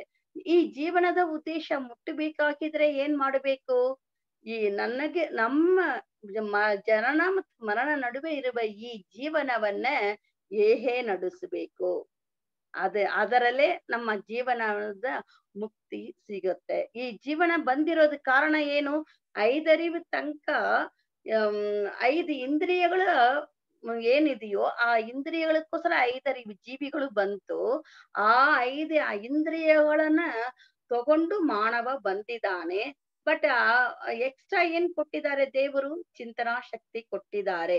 ಬಟ್ ನಾವು ಹುಟ್ಟಿ ಬಂದಿರುವ ಉದ್ದೇಶ ಏನು, ಫಸ್ಟ್ ನಾವು ಎಲ್ಲಿಂದ ಯಾಕೆ ಬಂದಿದ್ವಿ ಹುಟ್ಟಿ, ಆವಾಗ ನಮ್ಮ ಆತ್ಮದಲ್ಲಿರುವ ಕಳಂಗವನ್ನ ನೀಗಿಸ್ಕೊಳಕ್ಕೆ ನಾವು ಬಂದಿದೀವಿ ಅನ್ಬಿಟ್ಟೆ ನಮಗ್ ಗೊತ್ತಿಲ್ಲ ಇದಕ್ ಮುಂಚೆ. ಇಲ್ಲಿ ಬಂದಿದ ಮೇಲೆನೆ ನಮ್ಮ ಆತ್ಮದಲ್ಲಿರುವ ಕಳಂಗವನ್ನ ನೀಗಿಸ್ಕೊಳಕ್ಕೆ ಈ ದೇಹ ಬೇಕು. ಬಟ್ ಈ ದೇಹಕ್ಕೆ ಏನ್ ಬೇಕು, 5 ಇಂದ್ರಿಯಗಳು ಬೇಕಾಗತ್ತೆ. ಬಟ್ ನಮ್ಮ ಅರಿವು ಏನ್ ಮಾಡುತ್ತೆ ಅಂದ್ರೆ, 5 ಜೀವಿಗಳಿಂದ ಬಂದಿದೀವಿ ಇಲ್ವಾ, ಆ ಅಭ್ಯಾಸಗಳನ್ನೇ ಏನ್ ಮಾಡುತ್ತೆ ಅಂದ್ರೆ, ಈ 6 ಪಡೆದಿರುವ ಮಾನವನು ಅದಕ್ಕೆ ಹಿಂದೆನೇ ಹೋಗಿ 5 ಇಂದ್ರಿಯ ಸುಖದಲ್ಲೇ ಮೂಳ್ಗಿ ತಾನ್ ಬಂದಿರುವ ಉದ್ದೇಶವನ್ನ ಮರ್ತ್ಬಿಡ್ತಾನೆ. ಅವಾಗ ಏನಾಗತ್ತಂದ್ರೆ, ಆತ್ಮದಲ್ಲಿ ಕಳಂಗ ನೀಗಿಸ್ಕೊಳ್ಳಕ್ಕೆ ಬಿಟ್ಟು ಇನ್ನು ಅವನಿಷ್ಟಕ್ಕೆ ನಡ್ಕೊಂಡು ಅದರಲ್ಲಿ ಕಳಂಗವನ್ನ ಸೇರ್ಸ್ಕೊಳ್ತಾನೆ. ಬಟ್ ಬಂದಿರುವ ಉದ್ದೇಶ ಮರ್ತೋಯ್ತು. ಏನಂದ್ರೆ ಜೀವನದ ಬಗ್ಗೆ ಅರಿವು ಏನು ಗೊತ್ತಿದ್ರೆ ತಾನೇ ಅವನು ಅದಕ್ಕೆ ತಕ್ಕಂತೆ ಜೀವಿಸಕ್ಕೆ ಆಗತ್ತೆ. ಇವಾಗ ಆತ್ಮದಲ್ಲಿರುವ ಕಳಂಗವನ್ನ ನೀಗಿಸ್ಕೋಬೇಕಂದ್ರೆ ಏನ್ ಮಾಡ್ಬೇಕು, ಫಸ್ಟ್ ನಮ್ಮ ಧ್ಯಾನ ಮಾಡ್ಬೇಕು. ಅದೇ ಆತ್ಮದಲ್ಲಿರುವ ಕಳಂಗವನ್ನ ಹೋಗಕ್ಕೆ ಫಸ್ಟ್ ಧ್ಯಾನವನ್ನ ಮಾಡ್ಬೇಕು. ಇನ್ಮೇಲು ಕಳಂಗವನ್ನ ಸೇರ್ಸ್ಕೋಬಾರದು ಅಂದರೆ ಧರ್ಮ ಮಾರ್ಗದಲ್ಲಿ ಜೀವಿಸಬೇಕು. ಇವಾಗ ಧರ್ಮ ಮಾರ್ಗ ಎಂದ್ರೆ ಏನು, ಒಂದು ಚಾರಿತ್ರ್ಯ, ಕರ್ತವ್ಯ, ದಯಾಗುಣ. ಚಾರಿತ್ರ್ಯ ಎಂದ್ರೆ ಏನು, ಇತರರಿಗೆ ನೋವು ಕೊಡದೇ ಇರೋದೆಲ್ಲ ಚಾರಿತ್ರ್ಯ. ಅದಕ್ಕೆ ಮಗರಿಷಿನೇ ಒಂದು ಫಾರ್ಮುಲಾನು ಕೊಟ್ಟಿದ್ದಾರೆ. ತನಗಾಗಲಿ ಇತರಕ್ಕಾಗಲಿ ವರ್ತಮಾನದಲ್ಲೋ ಭವಿಷ್ಯದಲ್ಲೋ ದೇಹಕ್ಕೋ ಮನಸ್ಸಿಗೋ ಭಾವನೆ ನುಡಿ ಕ್ರಿಯೆ ಮೂಲಕ ನೋವು ಕೊಡದೇ ಇರೋದೆಲ್ಲ ಚಾರಿತ್ರ್ಯ ಅಂತ ಕೊಟ್ಬಿಟ್ಟಿದ್ದಾರೆ. ತನಗೆ ಅಂದ್ರೆ ಏನು ಅದನ್ನು ಎಷ್ಟು ಜನಕ್ಕೆ ಗೊತ್ತಿಲ್ಲ. ತನಗೆ ನೋವು ಕೊಡದೇ ಇರೋದಂದ್ರೆ ಯಾವುದು, ಇವಾಗ ತನಗೆ ನೋವು ಕೊಡೋದಂದ್ರೆ ಕೋಪ ಮಾಡ್ಕೊಳ್ಳೋವಾಗ ಏನಾಗತ್ತೆ, ನಮಗೆ ಟೆನ್ಷನ್ ಆಗತ್ತೆ. ಆವಾಗ ಹಾರ್ಟ್ ಬೀಟ್ ಜಾಸ್ತಿ ಆಗತ್ತೆ. ಆವಾಗ ಮಾನವನ ಆಯುಸ್ಸು 120. ಬಟ್ ಈ ತರ ಪ್ರತಿಯೊಂದಕ್ಕೂ ಟೆನ್ಷನ್ ಆಗಿ ಆಗಿ ಆಗಿ ಮಾನವನ ಆಯುಸ್ಸು 60-70 ಬಂದ್ಬಿಡತ್ತೆ. ಅಂದ್ರೆ ಇವಾಗ ಯಾರ್ ಮಾಡ್ಕೊಳ್ಳೋದು, ನಾವೇ ನಮ್ಮನ್ನ ನೋಯಿಸಿ ಅದಕ್ಕೆ ನಮ್ಮ ಹಾರ್ಟ್ಕ್ ನೋವು ಕೊಟ್ಟು ನಮ್ಮ ಆಯುಸ್ಸನ್ನ ಕಡಿಮೆ ಮಾಡ್ಕೊಳ್ತೀವಿ. ಈ ತರ ಪ್ರತಿಯೊಂದನ್ನು ನಮಗೆ ನಾವೇ ನೋವು ಕೊಟ್ಟು ಇನ್ನೊಬ್ಬರ ಬಗ್ಗೆ ಕೆಟ್ಟದಾಗಿ ಮಾತಾಡೋದು, ಇಲ್ಲ ಹೊಟ್ಟೆ ಉರಿ ಪಟ್ಕೊಳ್ಳೋದು, ಇಲ್ಲ ಅಂದ್ರೆ ಇದು ಇನ್ನೊಬ್ಬರ ಮೇಲೆ ಕೋಪ ಇರೋವಾಗ ಊಟ ಮಾಡದೇ ಇರೋದು, ಇವ್ರ ಬಗ್ಗೆ ಅವ್ರಿಗೆ ಹೇಳೋದು, ಈ ತರ ಹಲವಾರು ಕೆಟ್ಟದ್ದು ನೆಗೆಟಿವ್ ಥಾಟ್ಸ್ ಇದೆಲ್ಲ ಏನಾಗತ್ತೆ ಅಂದ್ರೆ ಫಸ್ಟ್ ನಮ್ಮ ದೇಹವನ್ನ ಹಾಳು ಮಾಡುತ್ತದೆ. ಆವಾಗ ಏನಾಗತ್ತೆ, ಆಯುಸ್ಸನ್ನು ಕಡಿಮೆ ಆಗತ್ತೆ, ಬಂದಿರುವ ಉದ್ದೇಶ ಮುಟ್ಟಕ್ಕಾಗಲ್ಲ. ಈ ತರ ನಮಗೆ ನಾವು ನೋವು ಕೊಡಬಾರದು, ಇದೇ ತರ ಇತರರಿಗೂ ನೋವು ಕೊಡಬಾರದು. ಈ ತರ ವರ್ತಮಾನದಲ್ಲೋ ಭವಿಷ್ಯದಲ್ಲೋ ಅಂದ್ರೆ ಇವಾಗ್ಲೂ ನೋವು ಕೊಡಬಾರದು, ಇವಾಗ ಯಾವುದೇ ಮಾಡ್ತಾ ಇರೋದು ಅವ್ರು ಭವಿಷ್ಯ ಕಾಲದಲ್ಲೂ ನೋವು ಕೊಡಬಾರದು. ಆ ತರ ಒಂದು ದೇಹಕ್ಕೂ ಇಲ್ಲ ಮನಸ್ಸಿಗೆ ತಾನೇ ಕೊಡ್ತೀವಿ, ಇದು 2. ಈ ತರ ಅವರು ಒಂದು ಫಾರ್ಮುಲಾ ಕೊಟ್ಟಿದ್ದಾರೆ. ನೋವು ಕೊಡದೇ ಇರೋದೇ ಯಾವುದು ನೋಡಿ, 5 ಜೀವಿಗಳು ಇನ್ನು ಹಿಂಸೆ ಗುಣ, ಬಟ್ ಮಾನವನ ಗುಣ ನೋವು ಕೊಡದೇ ಇರೋದು. ಆವಾಗ ನಾವು ಮಾನವನಾಗಿ ಹುಟ್ಟಿ ಬಂದಿದ ಮೇಲೆ ನಮ್ಮ ಏನ್ ಅರ್ಥ ಮಾಡ್ಕೊಂಡು ನಾವು ಜೀವಿಸ್ತಾ ಇದೀವಿ. ಬಟ್ ಅದೇ ಗುಣಗಳು ಐದರಿವಿ ಜೀವಿಗಳ ಇಂದು ಬಂದಿರುವ ಅದೇ ಗುಣಗಳಿಂದ ನಾವು ನಡ್ಕೊಂಡ್ರೆ ಆವಾಗ ಈ ಜೀವನ ಶ್ರೇಷ್ಠ ಜೀವನ ಹೇಗೆ ಆಗುತ್ತದೆ. ಅದಕ್ಕೆ ಫಸ್ಟ್ ನಾವು ಐದರಿವಿ ಜೀವಿಗಳಿಂದ ಬಂದಿರುವ ಗುಣಗಳನ್ನ ಬದಲಾಯಿಸೋದೇ ಯಾವುದು ಮೂಲಕ? ಚಿಂತನಾ ಶಕ್ತಿ ಮೂಲಕ. ಹೇಗೆ? ಪ್ರತಿಯೊಂದು ನಮ್ಮ ತಳಿ ಕೇಂದ್ರದಲ್ಲಿ ಇರುವ ಆ ಗುಣಗಳು ಎದ್ದು ಮೇಲೆ ನಮ್ಮ ಭಾವನೆಯಾಗಿ ಬರೋವಾಗಲೇನೆ ಆ ಭಾವನೆಯಲ್ಲಿ ವಿಶ್ಲೇಷಣೆ ಅರಿವಿಂದು ಮಾಡಿದರೆ ಇದು ಒಳ್ಳೇದ ಕೆಟ್ಟದ ಆ ತರ ಬದಲಾವಣೆ ಮಾಡಿ ಮಾಡಿ ಅದಕ್ಕೆ ಸಂಶೋಧನೆ ಮಾಡಬೇಕು. ಸಂಶೋಧನೆ ಮಾಡಿ ಎನಿ ಟೈಮ್ ನಾವು ನಮಗೆ ಬರುವ ಭಾವನೆಗಳನ್ನ ಸ್ವಚ್ಛವಾಗಿ ಇಟ್ಕೊಂಡ್ರೆ ಅವರೇ ಜ್ಞಾನಿನ್ ಮಗರಿಷಿ ಹೇಳ್ತಾರೆ. ಅದಕ್ಕೆ ನಮ್ಮ ಅರಿವನ್ನ ಏನ್ ಮಾಡ್ಬೇಕು? ಎನಿ ಟೈಮ್ ಸಂಶೋಧನೆ ಇಟ್ಟುಕೊಂಡು ಅದನ್ನ ಬದಲಾಯಿಸಿ ಇತರರಿಗೆ ನೋವು ಕೊಡದೆ ಜೀವಿಸಿದರೆ ನಮ್ಮ ಜೀವನ ಫಸ್ಟ್ ಸ್ಟೆಪ್ ಅಲ್ಲಿ ಶ್ರೇಷ್ಠ ಜೀವನವಾಗಿ ಬದಲಾವಣೆ ಆಗುತ್ತದೆ. ಎರಡನೇದು ಯಾವುದೆಂದ್ರೆ ಇವಾಗ ಕರ್ತವ್ಯ ಅಂತ ಹೇಳ್ತೀವಿ. ಬಟ್ ನಾವ್ ಅನ್ಕೊಂಡಿರೋದು ಕರ್ತವ್ಯ ಅಂದ್ರೆ ಅದೇ ಫಸ್ಟ್ ನಮ್ ನಾರ್ಮಲ್ ಜೀವನ ನಡೆಸೋವಾಗ ಏನ್ ಅನ್ಕೊಂಡಿದೀವಿ? ನಾನು ನನ್ನ ಫ್ಯಾಮಿಲಿಗೆ ಬೇಕಾಗಿರೋದು ಕರೆಕ್ಟ್ ಆಗಿ ಮಾಡಿದರೆ ಅದೇ ನನ್ನ ಡ್ಯೂಟಿ, ಅದೇ ನನ್ನ ಕರ್ತವ್ಯ ಅಂತ ಅನ್ಕೊಂಡಿದ್ದಾರೆ. ಇಲ್ಲ ಅದನ್ನು ಸರಿಯಾಗಿ ಮಾಡುತ್ತಾರ ಅಂದ್ರೆ ಅದನ್ನು ಗೊತ್ತಿಲ್ಲ. ಏನಂದ್ರೆ ಅವ್ರವ್ರ ಇಷ್ಟಕ್ಕೆ ಯಾವ ತರ ನಡ್ಕೋಬೇಕು ಅಂದ್ರೆ ಆವಾಗ ಅದರಲ್ಲಿನೂ ಏನಾಗತ್ತೆ ಅಂದ್ರೆ ಸ್ವಾರ್ಥನೇ ಜಾಸ್ತಿ ಇರತ್ತೆ. ಆವಾಗ ಏನಾಗತ್ತೆ ಅಂದ್ರೆ ಅವ್ರಿಗೂ ನೋವು ಕೊಟ್ಟನೇ ಜೊತೆಲಿ ಇರೋವ್ರಿಗೂ ನೋವು ಕೊಟ್ಟನೇ ಜೀವಿಸ್ತಾ ಇದ್ದಾರೆ. ಅದನ್ನ ಮಾತ್ರ ಇಲ್ಲ, ಈ ಸಮಾಜಕ್ಕೆ ಹೇಗೆ ನಮ್ಮ ಋಣವನ್ನ ತೀರ್ಸ್ಬೇಕೂನು ಗೊತ್ತಿಲ್ಲ. ಏನಂದ್ರೆ ಈ ಪ್ರತಿಯೊಂದು ಅವರತ್ರ ಅವರು ಯಾವುದು ಪ್ರತಿಯೊಬ್ಬರ ಅರಿವು ಮತ್ತು ಶಕ್ತಿನೇ ಒಂದು ನಮಗೆ ಒಂದು ವಸ್ತುವಾಗಿ ನಮಗ್ ಬಂದು ಸೇರುತ್ತೆ. ಒಂದು ಉದಾಹರಣೆಗೆ ಇವಾಗ ಒಂದು ರೈತರು ಅವ್ರ ಶ್ರಮದಿಂದೇ ನಮಗ ಆಹಾರ ಒಂದು ಒಂದು ಅಕ್ಕಿ ಬಂದು ನಮಗ್ ಸೇರುತ್ತಂದ್ರೆ ಯಾರ್ ಶ್ರಮ? ಒಂದು ರೈತರು ಅವರ ಅರಿವು ಮತ್ತು ಶಕ್ತಿ ಅಲ್ಲಿ ಎರಡೂನು ಅಲ್ಲಿ ಅವ್ರು ಖರ್ಚು ಮಾಡಿ ಅದರಿಂದ ಅವ್ರು ಬೆಳೆಸಿದ ಆ ಅಕ್ಕಿನೇ ನನಗೆ ಬಂದು ಸೇರ್ತಾ ಇದೆ. ಪ್ರತಿಯೊಂದು ವಸ್ತುನು ಅದೇ ತರ ಪ್ರತಿಯೊಬ್ಬರು ಮಾಡಿರುವ ಅವರ ಅರಿವು ಮತ್ತು ಅವರು ಶಕ್ತಿನ ಇಟ್ಕೊಂಡು ನನಗ್ ಬಂದು ಸೇರುತ್ತಾ ಇದೆ ಅಂದ್ರೆ ಇವಾಗ ನನಗ್ ಬಂದಿರುವ ಅರಿವು ಮತ್ತು ಶಕ್ತಿ ಇತರರು ಕೊಟ್ಟಿರುವ ಆಹಾರದಿಂದ ಬಂದಿದೆ. ಅರಿವುನು ಇತರರು ಏನು ಒಂದು ಸ್ಕೂಲಲ್ಲಿ ಫಸ್ಟ್ ತಾಯಿ ತಂದರು ಸ್ಕೂಲು ನಮ್ಮ ಸುತ್ತಲಿರೋರು ಕೊಟ್ಟಿರುವ ಅರಿವಿಂದ ನನಗ್ ಬಂದಿದೆ ಅಂದ್ರೆ ಇದು ಎರಡೂನು ನಾವು ಏನ್ ಮಾಡ್ಬೇಕು? ತಿರುಗ ಈ ಸಮಾಜಕ್ಕೆ ನನ್ನ ಅರಿವು ಮತ್ತು ಶಕ್ತಿನ ತಿರುಗ ವಾಪಸ್ ಕೊಡೋದು. ಆ ವಾಪಸ್ ಕೊಡೋವಾಗ ನಾನ್ ಹೆಂಗ್ ಮಾಡ್ಬೇಕು? ಅದನ್ನೇ ಡ್ಯೂಟಿ ಕರ್ತವ್ಯ. ಇವಾಗ ತಾಯಿ ತಂದೆರಿಗೂ ಒಬ್ರು ಡ್ಯೂಟಿ ಮಾಡೋವಾಗ ನೀ ಲಂಚ ಕೊಡ್ತೀನಿ ಅಂದ್ರೆ ಯಾರಾದ್ರೂ ನಮಗೆ ನಗು ಬರಲ್ವಾ? ಬಟ್ ಅದೇ ಈ ಸಮಾಜದಲ್ಲಿ ಒಂದು ಡ್ಯೂಟಿ ಮಾಡೋವಾಗ ಲಂಚ ತಗೊಂಡ್ರೆ ಅದೇ ತಾನೇ ಆಗತ್ತೆ. ನನ್ನ ಡ್ಯೂಟಿ ಏನು? ನನ್ನ ಅರಿವು ಈ ಶಕ್ತಿ ಈ ಸಮಾಜಕ್ಕೆ ಕೊಡ್ತಾ ಇದೀನಿ ಬಿಟ್ಟೇನೆ ಗೊತ್ತಿಲ್ಲ. ಬಟ್ ಅದಕ್ಕೆಲ್ಲ ತಾನ್ ಮಾಡುವ ಕೆಲ್ಸಕ್ಕೆ ಲಂಚ ತಗೊಳ್ತಾ ಇದ್ದಾನೆ ಇಲ್ಲ ಅದಕ್ಕೆ ಏನೇನಾದ್ರು ಒಂದು ಮೋಸ ಮಾಡ್ತಾ ಇದ್ದಾನೆ ಅಂದ್ರೆ ಏನು ಅರ್ಥ? ನನ್ನ ಜೀವನವನ್ನ ನಾನ್ ಯಾವ್ದಕ್ಕೋಸ್ಕರ ಹುಟ್ಟಿದೀನಿ, ಏನ್ ಮಾಡ್ತಾ ಇದೀನಿ ಗೊತ್ತಿಲ್ಲ. ಬಟ್ ಅದು ಗೊತ್ತಿದ್ರೆ ಅದನ್ನೇ ಶ್ರೇಷ್ಠ ಜೀವನ ಆಗ್ಬಿಡತ್ತೆ. ಅವಾಗ ಈ ತರ ಒಂದು ಕರ್ತವ್ಯನೂ ಸರಿಯಾಗಿ ಮಾಡಿ ಈ ಸಮಾಜಕ್ಕೆ ಏನ್ ಕೊಡ್ಬೇಕೋ ವಾಪಸ್ ತಿರುಗ ಕೊಡೋದು ಎರಡನೇದು.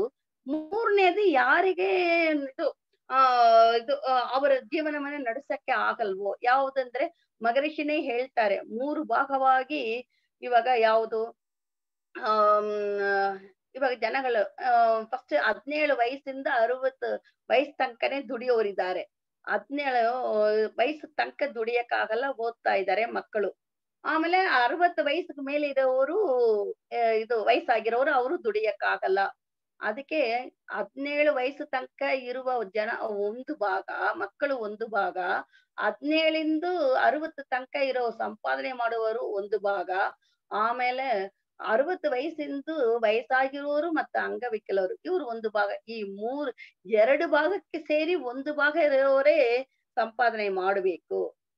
ಆವಾಗ ಏನರ್ಥ? ಇದನ್ನ ಅರ್ಥ ಮಾಡ್ಕೊಂಡು ಕರೆಕ್ಟ್ ಆಗಿ ಅವರು ಅವ್ರಿಗೆ ಸಹಾಯ ಯಾರಕ್ಕೆ ಏನ್ ಇಲ್ವೋ ಅದನ್ನ ಅರ್ಥಕೊಂಡು ಏನೇ ಅವ್ರ ಹತ್ರ ಎದುರು ನೋಡದೆ ಸಹಾಯ ಮಾಡಿದರೆ ಅದನ್ನೇ ನಿಜವಾಗ್ಲೂ ಇರುವ ದಯಾಗುಣ. ಬಟ್ ಇದನ್ನ ಮೂರನ್ನು ಪಾಲಿಸಿದ್ರೆ ಏನಾಗತ್ತೆ, ಅವರ ತಳಿ ಕೇಂದ್ರದಲ್ಲಿರುವ ಹೊಸ ಅಚ್ಚದ ಹಳೆಯ ಅಚ್ಚತ್ತುಗಳು ಧ್ಯಾನದಿಂದ ಹೋಗುತ್ತೆ. ಇವಾಗ ಹೊಸ ಕರ್ಮದ ಕೆಟ್ಟ ಅಚ್ಚತ್ತುಗಳು ಸೇರಲ್ಲ. ಆವಾಗ ಏನಾಗತ್ತೆ, ತಳಿ ಕೇಂದ್ರ ಪ್ಯೂರಿಫಿಕೇಶನ್ ಆಗಿದ್ರೆ ಆವಾಗ ನಾವು ಎಲ್ಲಿಂದ ಬಂದಿವೋ ಅಲ್ಲಿ ಹೋಗಿ ಸೇರಕ್ಕೆ ಸಾಧ್ಯ ಆಗತ್ತೆ. ಅಂದ್ರೆ ಆವಾಗ ಅವ್ರ ಜೀವನವನ್ನ ಅರ್ಥ ಮಾಡ್ಕೊಂಡು ಇದನ್ನ ನಡೆಸಿದ್ರೆ ಮಾತ್ರನೇ ಅವ್ರಿಗಿದು ಸೇರುತ್ತೆ. ಅಂದ್ರೆ ಅವ್ರ ಜೀವನವನ್ನ ಹೇಗೆ ನಡೆಸ್ಬೇಕು ತಿಳ್ಕೊಂಡೆ ಜೀವನ ನಡೆಸ್ಬೇಕು, ಆವಾಗ ಅದು ಶ್ರೇಷ್ಠ ಜೀವನವಾಗುತ್ತದೆ. ಅವ್ರ ಕರ್ತವ್ಯ ಏನು ಅರ್ಥಕೊಂಡ್ ಮಾಡ್ಬೇಕು, ನಮ್ ಕರ್ತವ್ಯಗಳು ಏನು, ಯಾವ ತರ ಜೀವಿಸ್ಬೇಕು, ಏನು ಫಸ್ಟ್ ನನ್ನನ್ನ ಸರಿಯಾಗಿ ಇಟ್ಕೋಬೇಕು, ನಮ್ ಕುಟುಂಬದಲ್ಲಿರೋರನ್ನ ಸರಿಯಾಗಿ ನೋಡ್ಕೋಬೇಕು, ಮೂರನೇದು ನಮ್ಮ ಸುತ್ತಲಿರೋರನ್ನ, ನಾಲ್ಕನೇದು ದೇಶ, ಐದನೇದು ವಿಶ್ವ. ಅದನ್ನೇ ಮಗರಿಷಿ ವಿಶ್ವ ಶಾಂತಿ ತನಕ ನಮಗ್ ಕೊಟ್ಟಿದ್ದಾರೆ.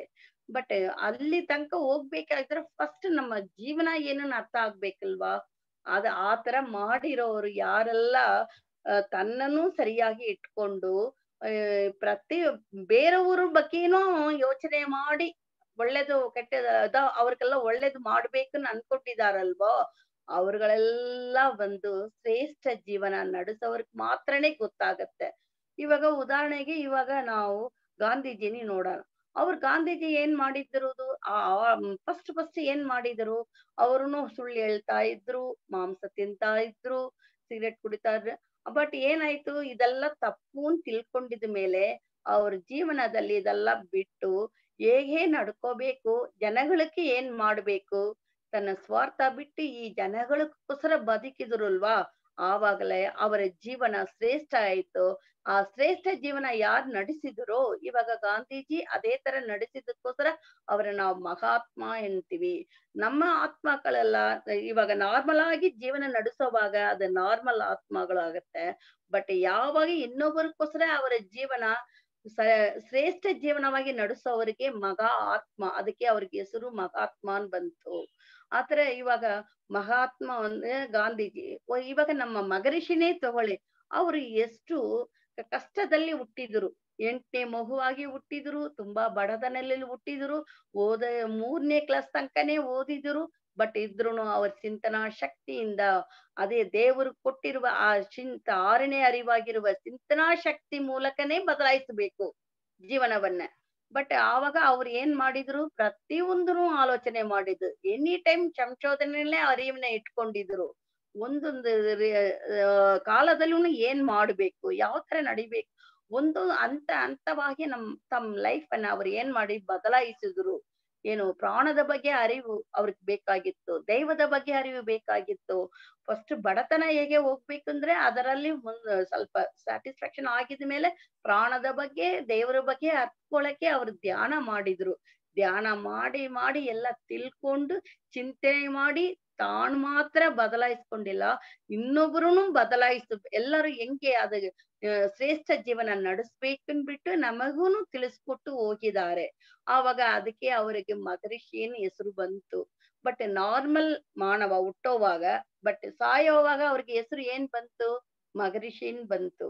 ಬಟ್ ಆತರ ನಾವು ಹುಟ್ಟೋವಾಗ ಹೇಗಿದ್ರುನು ಬಟ್ ಸಾಯೋ ಟೈಮಲ್ಲಿ ಹೆಂಗಿರ್ಬೇಕು, ನಾವು ಜೀವಿಸಿ ನಾವು ಈ ಜೀವನನ ನಡೆಸಿದಕ್ಕೂ ಒಂದು ಅರ್ಥ ಇರ್ಬೇಕು.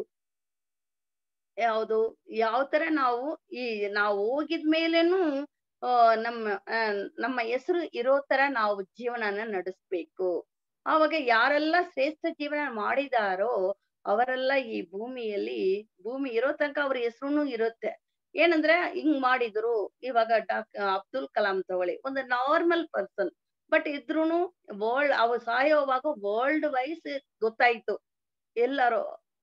ಅದೇ ತರ ಪ್ರತಿಯೊಂದು ಯಾರೆಲ್ಲ ಈ ತರ ಒಂದು ಶ್ರೇಷ್ಠ ಜೀವನ ನಡೆಸಿದಾರೋ, ಅದೇ ಜೀವನ ಎಂದ್ರೆ ಏನು ತಿಳ್ಕೊಂಡು ತನ್ನ ಬಗ್ಗೆ ಮತ್ತು ಸಮಾಜದ ಬಗ್ಗೆ ತಿಳ್ಕೊಂಡು ಯಾವ ತರ ನಡೆಸ್ಬೇಕನ್ನು ಆ ಜೀವನವನ್ನ ಸರಿಯಾಗಿ ನಡೆಸಿದ್ರು, ಶ್ರೇಷ್ಠ ಜೀವನ ಆಗಿ ಬದಲಾಯಿಸಿದ್ರು, ಅವರೆಲ್ಲ ಈ ಭೂಮಿಯಲ್ಲಿ ಒಳ್ಳೆ ಹೆಸರು ಪಡ್ಕೊಂಡಿದ್ದಾರೆ. ಇನ್ನು ಅವರ ಹೆಸರೆಲ್ಲ ಜನಗಳು ಅವ್ರ ಹಿಂದೆ ಅದನ್ನ ಫಾಲೋ ಮಾಡ್ತಾರೆ. ಬಟ್ ನಾವು ಹುಟ್ಟಿ ಬಂದಿದ್ದಕ್ಕೆ ಕಾರಣ ಏನು ತಿಳ್ಕೊಂಡು ಜೀವನ ಮಾಡ್ಬೇಕು. ಬಟ್ ಈ ತರ ನಮ್ಮ ಮಗರಿಷಿ ಕೊಟ್ಟಿರುವ ಒಂದೊಂದನ್ನು ನಾವು ಅರ್ಥ ಮಾಡ್ಕೊಂಡ್ರೆ ಮಾತ್ರನೇ ನಾವು ಎಲ್ಲಿ ಇದು ಯಾವ ತರ ನಾವು ಬದುಕ್ತಿವಿ ಅಂತ ತಿಳ್ಕೊಂಡು ಬದುಕಿದರೆ ಮಾತ್ರನೇ ನಮ್ಮ ಜೀವನನು ಶ್ರೇಷ್ಠ ಜೀವನವಾಗುತ್ತದೆ. ಆ ಶ್ರೇಷ್ಠ ಜೀವನ ಆಗಕ್ಕೆ ಮಗರಿಷಿ ಕೊಟ್ಟಿರುವ ಒಂದೊಂದು ಯಾವುದು ಫಸ್ಟ್ ನಮ್ಮ ದೇಹವನ್ನ ಸರಿಯಾಗಿ ಇಟ್ಕೊಳ್ಳಕ್ಕೆ ದೇಹ ಅಭ್ಯಾಸ ಮಾಡ್ಬೇಕು. ಪ್ರಾಣವನ್ನ ಸರಿಯಾಗಿ ಇಟ್ಕೊಳ್ಳಕ್ಕೆ ಕಾಯಕಲ್ಪ ಮಾಡ್ಬೇಕು. ಮನಸ್ಸನ್ನ ಸರಿಯಾಗಿ ಇಟ್ಕೊಳ್ಳಕ್ಕೆ ಧ್ಯಾನ ಮಾಡ್ಬೇಕು. ನಮ್ಮ ಜೀವನನೇ ಏನು ಅರ್ಥಕೊಂಡು ನಾನ್ ಯಾರು ಅರ್ಥಕೊಂಡು ಯಾವ ತರ ನಮ್ಮ ಕಾರ್ಯಕ್ಕೆ ತಕ್ಕ ಪರಿಣಾಮ ಏನು ಯಾವುದು ದೈವ ನಿಯಮ ಏನು ಕಾರ್ಯಕ್ಕೆ ತಕ್ಕ ಪರಿಣಾಮ ಅದನ್ನ ಅರ್ಥಕೊಂಡು ಯಾವ ತರ ಪರಿಣಾಮ ಬರ್ಬೇಕಂತ ತಿಳ್ಕೊಂಡು ನಮ್ಮ ಒಂದೊಂದು ಕಾರ್ಯನು ಮಾಡ್ಬೇಕು. ಆಮೇಲೆ ಕರ್ಮಯೋಗದಲ್ಲಿ ಜೀವಿಸಬೇಕು. ಇದನ್ನೇ ಕೊನೆಯಲ್ಲಿ ಪ್ರೀತಿಕರಣೆಯಾಗಿ ಜೀವಿಸಬೇಕು. ಇದೆಲ್ಲ ನಮಗೆ ಯಾವುದು ಮೂಲಕ ಇವಾಗ ಹಂತವಾಗಿ ನಮಗೆ ಜೀವನದ ಬಗ್ಗೆ ತಿಳಿಸ್ಕೊಟ್ಟಿದ್ದಾರೆ. ಇದೆಲ್ಲ ನಾವು ಮಾಡ್ಕೊಂಡು ಬರೋವಾಗ ನಮ್ಮ ಜೀವನ ಶ್ರೇಷ್ಠ ಜೀವನವಾಗುತ್ತದೆ. ಫಸ್ಟ್ ನನಗೋಸ್ಕರ ನಾವು ಜೀವಿಸುವುದಿಲ್ಲ. ಬೇರೆ ಸ್ವಾರ್ಥ ಬಿಟ್ಟು ಇನ್ನೊಬ್ಬರಿಗೋಸ್ಕರ ನಾವು ಬದುಕ್ಬೇಕು. ಅದನ್ನೇ ಶ್ರೇಷ್ಠ ಜೀವನವಾಗುತ್ತದೆ. ಇದನ್ನೇ ಇದು ಮಹಾಭಾರತದಲ್ಲೂ ಕೃಷ್ಣ ಹಂಗೆ ಹೇಳ್ತಾರೆ. ಒಂದ್ ಸಮಯದಲ್ಲಿ ಕೃಷ್ಣ ಮತ್ತು ಅರ್ಜುನ ಇಬ್ರು ನಡ್ಕೊಂಡು ಮಾತಾಡ್ಕೊಂಡು ಹೋಗ್ತಾ ಇದ್ದಾರೆ. ಒಂದು ರೈತರು ತುಂಬಾ ಕಷ್ಟಪಟ್ಟು ಅದು ಕೆಲ್ಸ ಮಾಡ್ತಾ ಇದ್ದಾರೆ. ಇವ್ರು ಹೋಗಿ ಅವರಿಗೆ ಇದು ಅರ್ಜುನ ಹೆಲ್ಪ್ ಮಾಡ್ತಾನೆ. ಜೊತೆಯಲ್ಲಿ ಕೃಷ್ಣನು ಹೋಗಿ ಅವ್ರ ಜೊತೆಯಲ್ಲಿ ಹೆಲ್ಪ್ ಮಾಡ್ತಾರೆ ಇಬ್ರು. ಆವಾಗ ಅವರು ಆ ಕೆಲ್ಸ ಮುಗಿದ್ಮೇಲೆ ತುಂಬಾ ಅವ್ರಿಗೆ ಧನ್ಯವಾದಗಳನ್ನು ಹೇಳ್ತಾನೆ ಆ ರೈತರು. ಆವಾಗ ಇವ್ರು ಹೇಳ್ತಾನೆ ಅರ್ಜುನ, ಇವತ್ತು ನಾನು ತುಂಬಾ ಕಷ್ಟಪಟ್ಟಿದ್ದಕ್ಕೆ ನನಗೆ ತುಂಬಾ ಖುಷಿ ಆಗತ್ತೆ.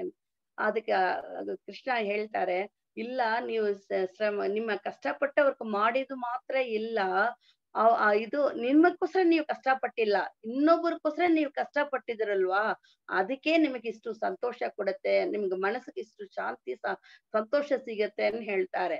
ಆವಾಗ ನಮ್ಮ ಜೀವನ ಹೇಗಿರ್ಬೇಕು, ನನಗೋಸ್ಕರ ಮಾತ್ರ ಇಲ್ಲ, ಇನ್ನೊಬ್ಬರಿಗೋಸ್ಕರ ನಾವು ಬದುಕ್ಬೇಕನ್ನು ಅರ್ಥಕೊಂಡು ಜೀವಿಸುತ್ತೀವಿಲ್ವಾ, ಆವಾಗ್ಲೇನೆ ನಿಜವಾಗ್ಲೂ ಸಂತೋಷ ಸಿಗತ್ತೆ. ಇದನ್ನೇ ಶ್ರೇಷ್ಠ ಜೀವನ ನಮಗೆ ಗೊತ್ತಾಗುತ್ತೆ. ಈ ತರ ಇದೆಲ್ಲ ನಾವು ತಿಳ್ಕೊಂಡು ನಾವು ಜೀವಿಸಬೇಕು. ಏನೋ ನಾವು ಹುಟ್ಟಿದೀವಿ, ಏನೋ ಬದುಕ್ತಾ ಇವಿ, ಹೆಂಗಿದ್ದೀರಾ, ಹೇಗೆ ಇರ್ತೀನಿ, ಆತರ ಎಲ್ಲ ಇಲ್ಲ. ನಾನ್ ಚೆನ್ನಾಗಿದ್ದೀನಿ, ಯಾವ ತರ ಇನ್ನೊಬ್ರಿಗೆ ಸಹಾಯ ಮಾಡೋ ರೀತಿಯಲ್ಲಿ ನಾನು ಇರ್ತೀನಿ, ನಾನು ಆರೋಗ್ಯವಾಗಿ ಇರ್ತೀನಿ. ಆತರ ನಾವು ಪ್ರತಿಯೊಂದು ನಾವು ಇನ್ನೊಬ್ರು ಕೇಳೋವಾಗ ಆತರ ಹೇಳ್ಬೇಕು. ಹಂಗಿರ್ಬೇಕು ಮನಸ್ಸು, ನಮ್ಮ ದೇಹ. ಆತರ ನಾವು ತಿಳ್ಕೊಂಡು ಚಿಕ್ಕ ವಯಸ್ಸಿನಿಂದೇ ಇವಾಗ ಮನೆಯಲ್ಲಿ ಇವಾಗ ಸ್ಕೂಲ್ಗೆ ಹೋಗಿ ಮಾರ್ಕ್ಸ್ ತಗೊಳ್ಳೋದು ಮಾತ್ರ ಇಲ್ಲ, ಬಟ್ ಅವ್ರಿಗೆ ಹೇಗೆ ಜೀವಿಸಬೇಕು ಅಂದ್ಬಿಟ್ಟು ಅವ್ರಿಗೆ ಹೇಳ್ಕೊಡ್ಬೇಕು. ಅದಕ್ಕೆ ಈ ಕಾಲದಲ್ಲಿ ಏನ್ ಮಾಡ್ಬೇಕು, ಫಸ್ಟ್ ಒಂದು 14 ವಯಸ್ಸು ಆಗಿದ ತಕ್ಷಣ ಈ ಮನೋವಿಕಾಸ ಕೇಂದ್ರವಾಗಿ ಇರುವ ನಮ್ಮ ಸ್ಕೈ ಮೆಡಿಟೇಷನ್ ಸೇರ್ಸ್ಬಿಡ್ಬೇಕು.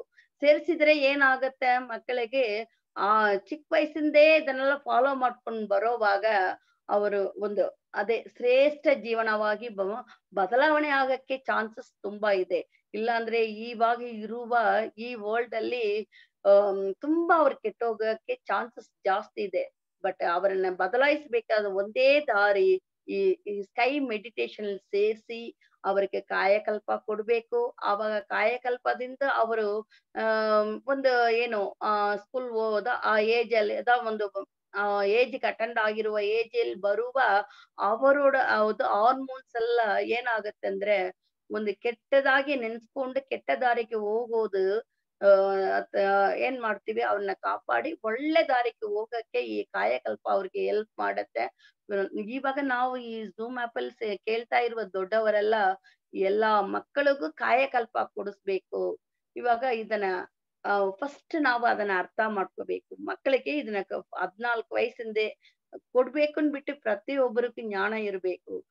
ಎರಡನೇದು ಈ ಕ್ಲಾಸಲ್ಲಿ ಆವಾಗ ಚಿಕ್ಕ ವಯಸ್ಸಲ್ಲಿ ಜೀವನ ಅಂದ್ರೆ ಏನು ಅದನ್ ಬಗ್ಗೆನೂ ಪಾಠ ಇದೆ, ಜೀವನದ ತತ್ವ ಇದೆ, ಭಾವನೆಗಳು ಹೇಗೆ ಇಟ್ಕೊಳ್ಬೇಕು ಬಟ್ ಅದು ಚಿಕ್ಕ ವಯಸ್ಸಲ್ಲೇ ಅವ್ರು ತಿಳ್ಕೊಳ್ಳೋವಾಗ ಅವ್ರ ಡ್ಯೂಟಿ ಏನಂತ ತಿಳ್ಕೊಳ್ಳೋವಾಗ ಒಂದು ಒಳ್ಳೆ ಸಮಾಜ ಇಲ್ಲಿ ಬರುತ್ತೆ. ಆವಾಗ ಅವ್ರ ಜೀವನವನ್ನು ಶ್ರೇಷ್ಠ ಜೀವನವಾಗ ಆಗುತ್ತದೆ.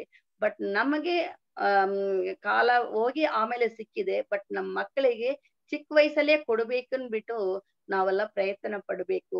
ಅದನ್ ಮಾತ್ರ ಅಲ್ಲ, ನಮ್ ಸುತ್ತಲಿರೋರ್ಗೂ ಇದನ್ನ ತಿಳಿಸ್ಬೇಕು. ಇದನ್ನ ತಗೊಂಡೋಗಿ ಸೇರ್ಸೋದೇ ನಮ್ ಕರ್ತವ್ಯ.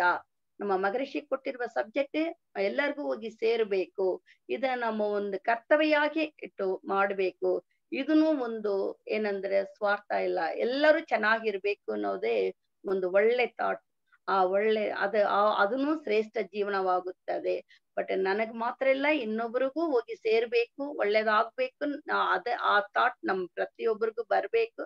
ಆತರ ನಡೆದು ನಮ್ಮ ಜೀವನವನ್ನ ಶ್ರೇಷ್ಠ ಜೀವನವಾಗಿ ಬದಲಾವಣೆ ಮಾಡಿ ನಾವು ಒಂದು ಎಲ್ಲಿಂದ ಬಂದಿವೋ ಅಲ್ಲಿ ಹೋಗಿ ಸೇರಕ್ಕೆ ಪ್ರಯತ್ನ ಪಡ್ತೀವಿ ಅನ್ಕೊಂಡು ಇದೆಲ್ಲ ನಮ್ ಜೀವನದಲ್ಲಿ ಅಳವಡಿಸ್ಕೋಬೇಕನ್ಬಿಟ್ಟು ಗುರುಗಳು ತತ್ವವನ್ನು ಅಳವಡಿಸ್ಕೊಂಡು ನಾವುನು ಒಳ್ಳೆಯದಾಗ ಆಗ್ಬೇಕನ್ಬಿಟ್ಟು ಹೇಳಿ ನನ್ನ ಮಾತನ್ನ ಮುಗಿಸ್ತೀನಿ. ಇಷ್ಟು ಕಾಲ ತನಕ ನೀವು ಕೇಳಿದ ನೀವೆಲ್ಲರೂ ದೈವಿಕ ಮಹಾಶಕ್ತಿಯ ಕರುಣೆಯಿಂದ ದೇಹ ಆರೋಗ್ಯ, ದೀರ್ಘಾಯುಸ್ಸು, ಸಾಕಷ್ಟು ಐಶ್ವರ್ಯ, ಉನ್ನತ ಕೀರ್ತಿ, ಸತ್ಯ ಜ್ಞಾನವನ್ನು ಪಡೆದು ಉನ್ನತವಾಗಿ ಬಾಳ್ಬೇಕೆನ್ಬಿಟ್ಟು ಆ ಗುರುಗಳ ಹತ್ರ ಬೇಡ್ಕೊಂಡು ನನ್ನ ಮಾತನ್ನ ಮುಗಿಸ್ತೀನಿ. ಬಾಳ್ಗೆ ಸಮೃದ್ಧಿಯೊಂದಿಗೆ. ಬಾಳ್ಗೆ ಸಮೃದ್ಧಿಯೊಂದಿಗೆ madam. Thank you so much. ಸ್ನೇಹಿತರೆ, ಈ ದಿನದ ಚಿಂತನೆ ನಡೆಸಿಕೊಟ್ಟಂತಹ ಪ್ರಾಧ್ಯಾಪಕರಿಗೆ ವಂದನೆಗಳು. ಸ್ನೇಹಿತರೆ, ಈಗ ಪ್ರಶ್ನೋತ್ತರ ಸಮಯ. ಈ ದಿನದ ಚಿಂತನಾ ವಿಷಯದ ಬಗ್ಗೆ ಯಾರಿಗಾದರೂ ಪ್ರಶ್ನೆಗಳಿದ್ರೆ ಹ್ಯಾಂಡ್ ರೈಸ್ ಮಾಡಿ ನೀವು ಪ್ರಶ್ನೆಗಳನ್ನ ಕೇಳ್ಬೋದು. ಪ್ರಶ್ನೆಗಳನ್ನ ಕೇಳುವ ಮುಂಚೆ ಒಂದು ಪ್ರಮುಖ ಸೂಚನೆ ಇದೆ ಸ್ನೇಹಿತರೆ, ವಿಶ್ವ ಸಮುದಾಯ ಸೇವಾ ಸಂಘ ಶೈಕ್ಷಣಿಕ ಶಾಖೆಯಾಗಿರುವ ವಿಷನ್ ಫಾರ್ ವಿಸ್ಡಮ್ ಆಯೋಜಿಸಿರುವ ಆನ್ಲೈನ್ ಸ್ಕೈ ಫೌಂಡೇಶನ್ ಕೋರ್ಸ್. ಈ ಕೋರ್ಸ್ ಈಗ ಕನ್ನಡ ಭಾಷೆಯಲ್ಲಿ ಲಭ್ಯವಿದೆ. ಈ ಕರೋನಾ ಎಂಬ ಸಂಕಷ್ಟದ ಕಾಲದಲ್ಲಿ ಮಾನಸಿಕವಾಗಿ ಬಹಳ ನೊಂದಿರುವವರಿಗೆ ಮತ್ತು ಆರೋಗ್ಯದ ಸಮಸ್ಯೆ ಇರುವವರಿಗೆ ಮತ್ತು ಧ್ಯಾನ ಕೇಂದ್ರಕ್ಕೆ ಬರಲು ಸಾಧ್ಯವಾಗದೇ ಇರುವವರಿಗೆ ಇದು ಬಹಳ ಉಪಯೋಗವಾಗಿದೆ ಸ್ನೇಹಿತರೆ. ಅಂತವರು ಈ ಅಭ್ಯಾಸಕ್ಕೆ ತಮ್ಮನ್ನ ತೊಡಗಿಸಿಕೊಳ್ಳಲು www.kundaliniyoga.edu.in ಎಂಬ ವೆಬ್ಸೈಟ್ ಮೂಲಕ ನೋಂದಣಿಯನ್ನ ಮಾಡಿಕೊಳ್ಳಬಹುದು.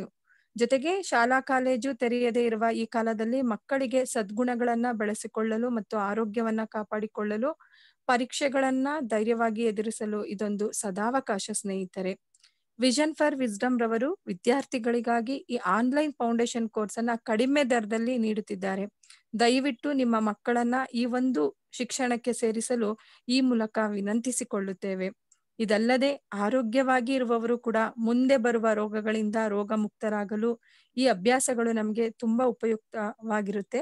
ಆದುದರಿಂದ ತಕ್ಷಣ ಎಲ್ಲರೂ ಈ ವೆಬ್ಸೈಟ್ ಅನ್ನ ನೋಡಿ ತಮ್ಮ ತಮ್ಮ ಹೆಸರುಗಳನ್ನು ನೋಂದಾಯಿಸಿ ಆ ದೈವದ ಮತ್ತು ಗುರುವಿನ ಕೃಪೆಗೆ ಪಾತ್ರರಾಗುವಂತೆ ಈ ಮೂಲಕವಾಗಿ ತಮ್ಮೆಲ್ಲರಲ್ಲೂ ವಿನಂತಿಸಿಕೊಳ್ಳುತ್ತೇವೆ ಸ್ನೇಹಿತರೆ. ಯಾರಿಗಾದರೂ ಪ್ರಶ್ನೆಗಳಿದ್ರೆ ಹ್ಯಾಂಡ್ ರೈಸ್ ಮಾಡಿ ಪ್ರಶ್ನೆಗಳನ್ನ ಕೇಳ್ಬೋದು. ಲಕ್ಷ್ಮಿ ಮೇಡಮ್, ಅನ್ಮ್ಯೂಟ್ ಮಾಡಿ ಪ್ರಶ್ನೆನ ಕೇಳ್ಬೋದು ಮೇಡಮ್.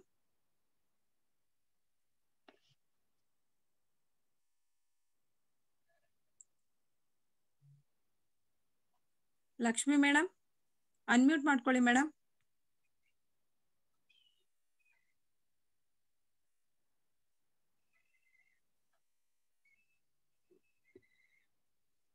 ಲಕ್ಷ್ಮಿ ಮೇಡಮ್, ಅನ್ಮ್ಯೂಟ್ ಮಾಡಿ ಮೇಡಮ್. ಲತಾ ಮೇಡಮ್, ಅನ್ಮ್ಯೂಟ್ ಮಾಡ್ಕೊಳ್ಳಿ ಮೇಡಮ್. ಬಾಳ್ಗೆ ಸಮೃದ್ಧಿ ಒಂದಿಗೆ ಮೇಡಮ್. ಗೌರಿ ಮೇಡಮ್, ಬಾಳ್ಗೆ ನಿಮ್ಮ ಚಿಂತನೆ ಈ ಸಮಾಜದ ಬಗ್ಗೆ ಕೊಟ್ಟಂತಹ ವಿವರಣೆ ತುಂಬಾ ಅದ್ಭುತವಾಗಿತ್ತು ಮೇಡಮ್. ನಮ್ಮ ಕರ್ತವ್ಯ ಈ ಸಮಾಜಕ್ಕೆ ಎಷ್ಟು ಮುಖ್ಯ ಅನ್ನೋದನ್ನ ತುಂಬಾ ಚೆನ್ನಾಗಿ ಎಲ್ಲಾರ್ಗೂ ತಿಳಿಸ್ಕೊಟ್ರಿ. ಧನ್ಯವಾದಗಳು ಮೇಡಮ್. ಹಾಗೂ ಈ ಕರ್ತವ್ಯಕ್ಕೂ ಧರ್ಮ ಮಾರ್ಗಕ್ಕೂ ಏನು ಒಂದು ವ್ಯತ್ಯಾಸ ಅಂತ ತಿಳಿಸ್ಕೊಟ್ರೆ ಚೆನ್ನಾಗಿರುತ್ತೆ ಮೇಡಮ್. ಧರ್ಮ ಮಾರ್ಗ ಅಂದ್ರೆ ಇವಾಗ ಧರ್ಮ ಮಾರ್ಗದಲ್ಲಿ ಒಂದು ಪಾತ್ರದ ಕರ್ತವ್ಯ, Okay. ಇವಾಗ ನಾವು ಮಾಡ್ತಾ ಇರುವ ಕರ್ತವ್ಯನ ಕರೆಕ್ಟ್ ಆಗಿ ಮಾಡಿದ್ರೆ ಅದೇ ಧರ್ಮ ಮಾರ್ಗನೂ ಆಗ್ಬಿಡತ್ತೆ. ಇವಾಗ ಧರ್ಮ ಮಾರ್ಗ ಅಂದ್ರೆ ಏನು ಅಂದ್ರೆ ನಾವು ಇವಾಗ ಜೀವನ ನಡೆಸ್ತೀವಿ ಅಂದ್ರೆ ಆ ಜೀವನ ಹೆಂಗಿರ್ಬೇಕಂದ್ರೆ ಧರ್ಮವಾಗಿ ಇರ್ಬೇಕು. ಧರ್ಮವಾಗಿ ಇರ್ಬೇಕಂದ್ರೆ ಏನು, ನನ್ನ ಕರ್ತವ್ಯನ ಕರೆಕ್ಟ್ ಆಗಿ ಮಾಡ್ಬೇಕು, ಅದನ್ನೇ ಕರ್ತವ್ಯ ಧರ್ಮ ಅಂತ ಹೇಳ್ತೀವಿ. ಯಾವ್ದು ಮೂಲಕ ನಾವು ಮಾಡ್ಬೇಕು, ಒಂದೇ ಒಂದು ಭಾವನೆ ನುಡಿ ಕ್ರಿಯೆ. ಆ ಭಾವನೆಯೇನೆ ಏನಾಗತ್ತೆ, ಕ್ರಿಯೆವಾಗಿ ಬರುತ್ತೆ. ಆ ಕ್ರಿಯೆಯನ್ನೇ ಏನ್ ಮಾಡ್ಬೇಕು, ನಾವು ಮಾಡ್ತಾ ಇರೋದನ್ನ ಕರೆಕ್ಟ್ ಆಗಿ ಏನು ನೈತಿಕವಾಗಿ ಇನ್ನೊಬ್ರಿಗೆ ನೋವು ಕೊಡದೆ ಮಾಡೋವಾಗ ಏನಾಗತ್ತೆ ಅಂದ್ರೆ ಆ ಕರ್ತವ್ಯಗಳು ಅದನ್ನೇ ಧರ್ಮವಾಗಿ ಆಗ್ಬಿಡುತ್ತೆ, ಧರ್ಮ ಮಾರ್ಗವಾಗಿ ಆಗ್ಬಿಡತ್ತೆ. ಏನಂದ್ರೆ ಫಸ್ಟ್ ನಮಗೆ ಧರ್ಮ ಅಂದ್ರೆ ಏನ್ ಅನ್ಕೊಂಡಿದೀವಿ, ಇನ್ನೊಬ್ಬರಿಗೆ ಮಾಡುವ ಸಹಾಯ, ಅದನ್ನೇ ನಾವು ಧರ್ಮ. ಎಲ್ಲ ಮಾಡುವ ಕೆಲಸ ಅದನ್ನು ಹೆಂಗೆ ಒಳ್ಳೆ ರೀತಿಯಲ್ಲಿ ಮಾಡುವಾಗ ಆವಾಗ ಧರ್ಮ ಮಾರ್ಗ ಅಂದ್ರೆ ಬೇರೆ ಇಲ್ಲ, ಇದು ಕರ್ತವ್ಯ ಬೇರೆ ಅಲ್ಲ, ಎರಡೂ ಒಂದೇ. ಮಾಡುವ ಕರ್ತವ್ಯನೇ ಧರ್ಮ ಮಾರ್ಗವಾಗುತ್ತದೆ, ವ್ಯತ್ಯಾಸ ಇಲ್ಲ. Thank you madam, thank you so much madam. ಇನ್ಯಾರು ಇಲ್ಲ ಮೇಡಮ್, ಮುಗಿಸ್ಕೊಳ್ಳೋಣ ಮೇಡಮ್? ಮುಗಿಸ್ಕೊಳ್ಳೋಣ. ಆತ್ಮೀಯ ಸ್ನೇಹಿತರೆ, ಈ ದಿನದ ಚಿಂತನೆಯನ್ನ ನಡೆಸಿಕೊಟ್ಟಂತಹ ಪ್ರಾಧ್ಯಾಪಕರನ್ನ ಆರೈಸುವ ಸಮಯ. ಎಲ್ಲರೂ ಮನಸ್ಸನ್ನ ತುರಿಯಂನಲ್ಲಿ ಕೇಂದ್ರೀಕರಿಸೋಣ. ಶ್ರೀಮತಿ ಗೌರಿ ಮೇಡಮ್ ಮತ್ತು ಅವರ ಕುಟುಂಬ ಬಾಳ್ಗೆ ಸಮೃದ್ಧಿಯೊಂದಿಗೆ, ಅವರ ದೇಹಾರೋಗ್ಯ ಬಾಳ್ಗೆ ಸಮೃದ್ಧಿಯೊಂದಿಗೆ, ಅವರ ಆಧ್ಯಾತ್ಮಿಕ ಸೇವೆ ನಿರಂತರವಾಗಿ ನಡೆಯಲಿ ಎಂದು ಹಾರೈಸೋಣ. ಬಾಳ್ಗೆ ಸಮೃದ್ಧಿಯೊಂದಿಗೆ. ಆತ್ಮೀಯ ಯೋಗ ಬಂಧುಗಳೇ, ನಾಳಿನ ಕಾರ್ಯಕ್ರಮದ ವಿವರಗಳು ಈ ರೀತಿಯಾಗಿದೆ. ಬೆಳಿಗ್ಗೆ 5:45 ಕನ್ನಡದಲ್ಲಿ ಧ್ಯಾನ, 6:30 ಕಾಯಕಲ್ಪ ಮತ್ತು ದೇಹಾಭ್ಯಾಸ. ಮಧ್ಯಾಹ್ನ 2 ಗಂಟೆಗೆ ತಮಿಳಿನಲ್ಲಿ ಧ್ಯಾನ, 2:30 ಚಿಂತನಾ ವಿಷಯ ಈಗೋ ಎಂಬ ವಿಷಯದ ಬಗ್ಗೆ ಚಿಂತನೆಯನ್ನ ನೀಡಲಿದ್ದಾರೆ sky assistant professor Sairam Atmashree. ಸಂಜೆ 4:15 ಕನ್ನಡದಲ್ಲಿ ಆತ್ಮಸಂಗಮ ಕಾರ್ಯಕ್ರಮ, 4:45 ವಿಶ್ವಶಾಂತಿಗಾಗಿ ಹಾರೈಕೆ, 4:55 ಚಿಂತನಾ ವಿಷಯ ಸಮಾಜದ ಸುಧಾರಣೆಗಳು, ಸೋಷಿಯಲ್ ರಿಫಾರ್ಮ್ಸ್ ಎಂಬ ವಿಷಯದ ಬಗ್ಗೆ ಚಿಂತನೆ ನೀಡಲಿದ್ದಾರೆ ಸ್ಕೈ ಪ್ರೊಫೆಸರ್ ವೆಂಕಟರಾಮನ್ ರವರು. ಬಾಳ್ಗೆ ಭೂಮಂಡಲ, ಬಾಳ್ಗೆ ಭೂಮಂಡಲ, ಬಾಳ್ಗೆ ಸಮೃದ್ಧಿಯೊಂದಿಗೆ. ಸ್ನೇಹಿತರೆ, ಈ ದಿನದ ಕಾರ್ಯಕ್ರಮವನ್ನ ಮುಕ್ತಾಯಗೊಳಿಸಿಕೊಳ್ಳೋಣ. ಈ ದಿನದ ಕಾರ್ಯಕ್ರಮದಲ್ಲಿ ಪಾಲ್ಗೊಂಡಂತಹ ಪ್ರಾಧ್ಯಾಪಕರಿಗೂ ಹಾಗೂ ಎಲ್ಲ ಆತ್ಮ ಬಂಧುಗಳಿಗೂ ವಂದನೆಗಳು. ಹಾಗೂ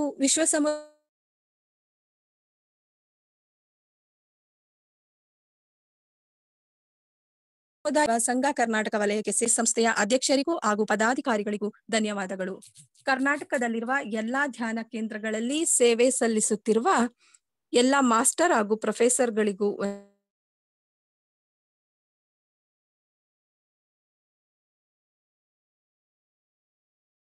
ಸಂಗಮ ಕಾರ್ಯಕ್ರಮ ಯಶಸ್ವಿ ಪೂರ್ಣ ಪ್ರಮುಖ ಪಾತ್ರ ವಹಿಸಿರುವ ವಿಶ್ವ ಸಮುದಾಯ ಸೇವಾ ಸಂಘ ಕರ್ನಾಟಕ ವಲಯದ ಅಧ್ಯಕ್ಷರಿಗೂ ಹಾಗೂ ಸ್ಮಾರ್ಟ್ ಶಾಖೆಯ ಉಪಾಧ್ಯಕ್ಷರ ಮಾರ್ಗದರ್ಶನಕ್ಕಾಗಿ ನಿಮ್ಮೆಲ್ಲರ ಪರವಾಗಿ ಕೃತಜ್ಞತೆಗಳನ್ನು ಮತ್ತು ವಂದನೆಗಳನ್ನ ಸಲ್ಲಿಸುತ್ತೇನೆ.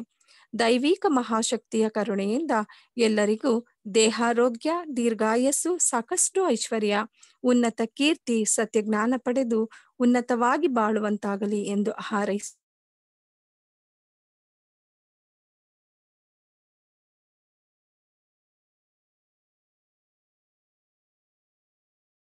ಸೇವಾ ಸಂಘ ಕರ್ನಾಟಕ ವಲಯ ಉನ್ನತವಾಗಿ ಬಾಳಲಿ ಎಂದು ಹಾರೈಸುತ್ತಾ ವಿಶ್ವಶಾಂತಿ ಪ್ರಾರ್ಥನೆಯೊಂದಿಗೆ ಈ ದಿನದ ಕಾರ್ಯಕ್ರಮವನ್ನ ಮುಕ್ತಾಯಗೊಳಿಸಿಕೊಳ್ಳೋಣ. ಬಾಳ್ಗೆ ಭೂಮಂಡಲ, ಬಾಳ್ಗೆ ಭೂಮಂಡಲ, ಬಾಳ್ಗೆ ಸಮೃದ್ಧಿಯೊಂದಿಗೆ.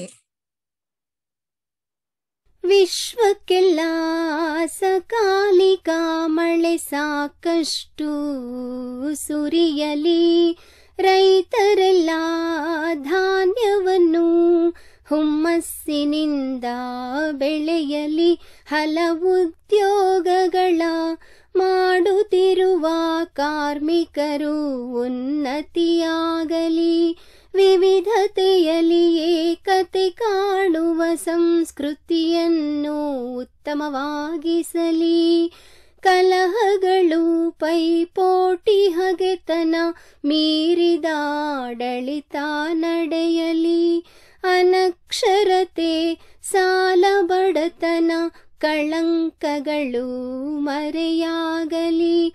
ಸುಖ ಬಾಳನ್ನು ನೀಡುವ ಸತ್ಯ ಜ್ಞಾನ ಜ್ಯೋತಿ ಬೀರಲಿ. ನಮ್ಮ ಕರ್ತವ್ಯ ಧಾರ್ಮಿಕ ಬಾಳ್ವೆಯ ಗುರಿಯನ್ನೇ ಉತ್ತಮವಾಗಿಸಲಿ. ನಮ್ಮ ಕರ್ತವ್ಯ ಧಾರ್ಮಿಕ ಬಾಳ್ವೆಯ ಗುರಿಯನ್ನೇ ಉತ್ತಮವಾಗಿಸಲಿ. ನಮ್ಮ ಕರ್ತವ್ಯ ಧಾರ್ಮಿಕ ಬಾಳ್ವೆಯ ಗುರಿಯನ್ನೇ ಉತ್ತಮವಾಗಿಸಲಿ. ಬಾಳ್ಗೆ ಭೂಮಂಡಲ, ಬಾಳ್ಗೆ ಭೂಮಂಡಲ, ಬಾಳ್ಗೆ ಸಮೃದ್ಧಿಯೊಂದಿಗೆ.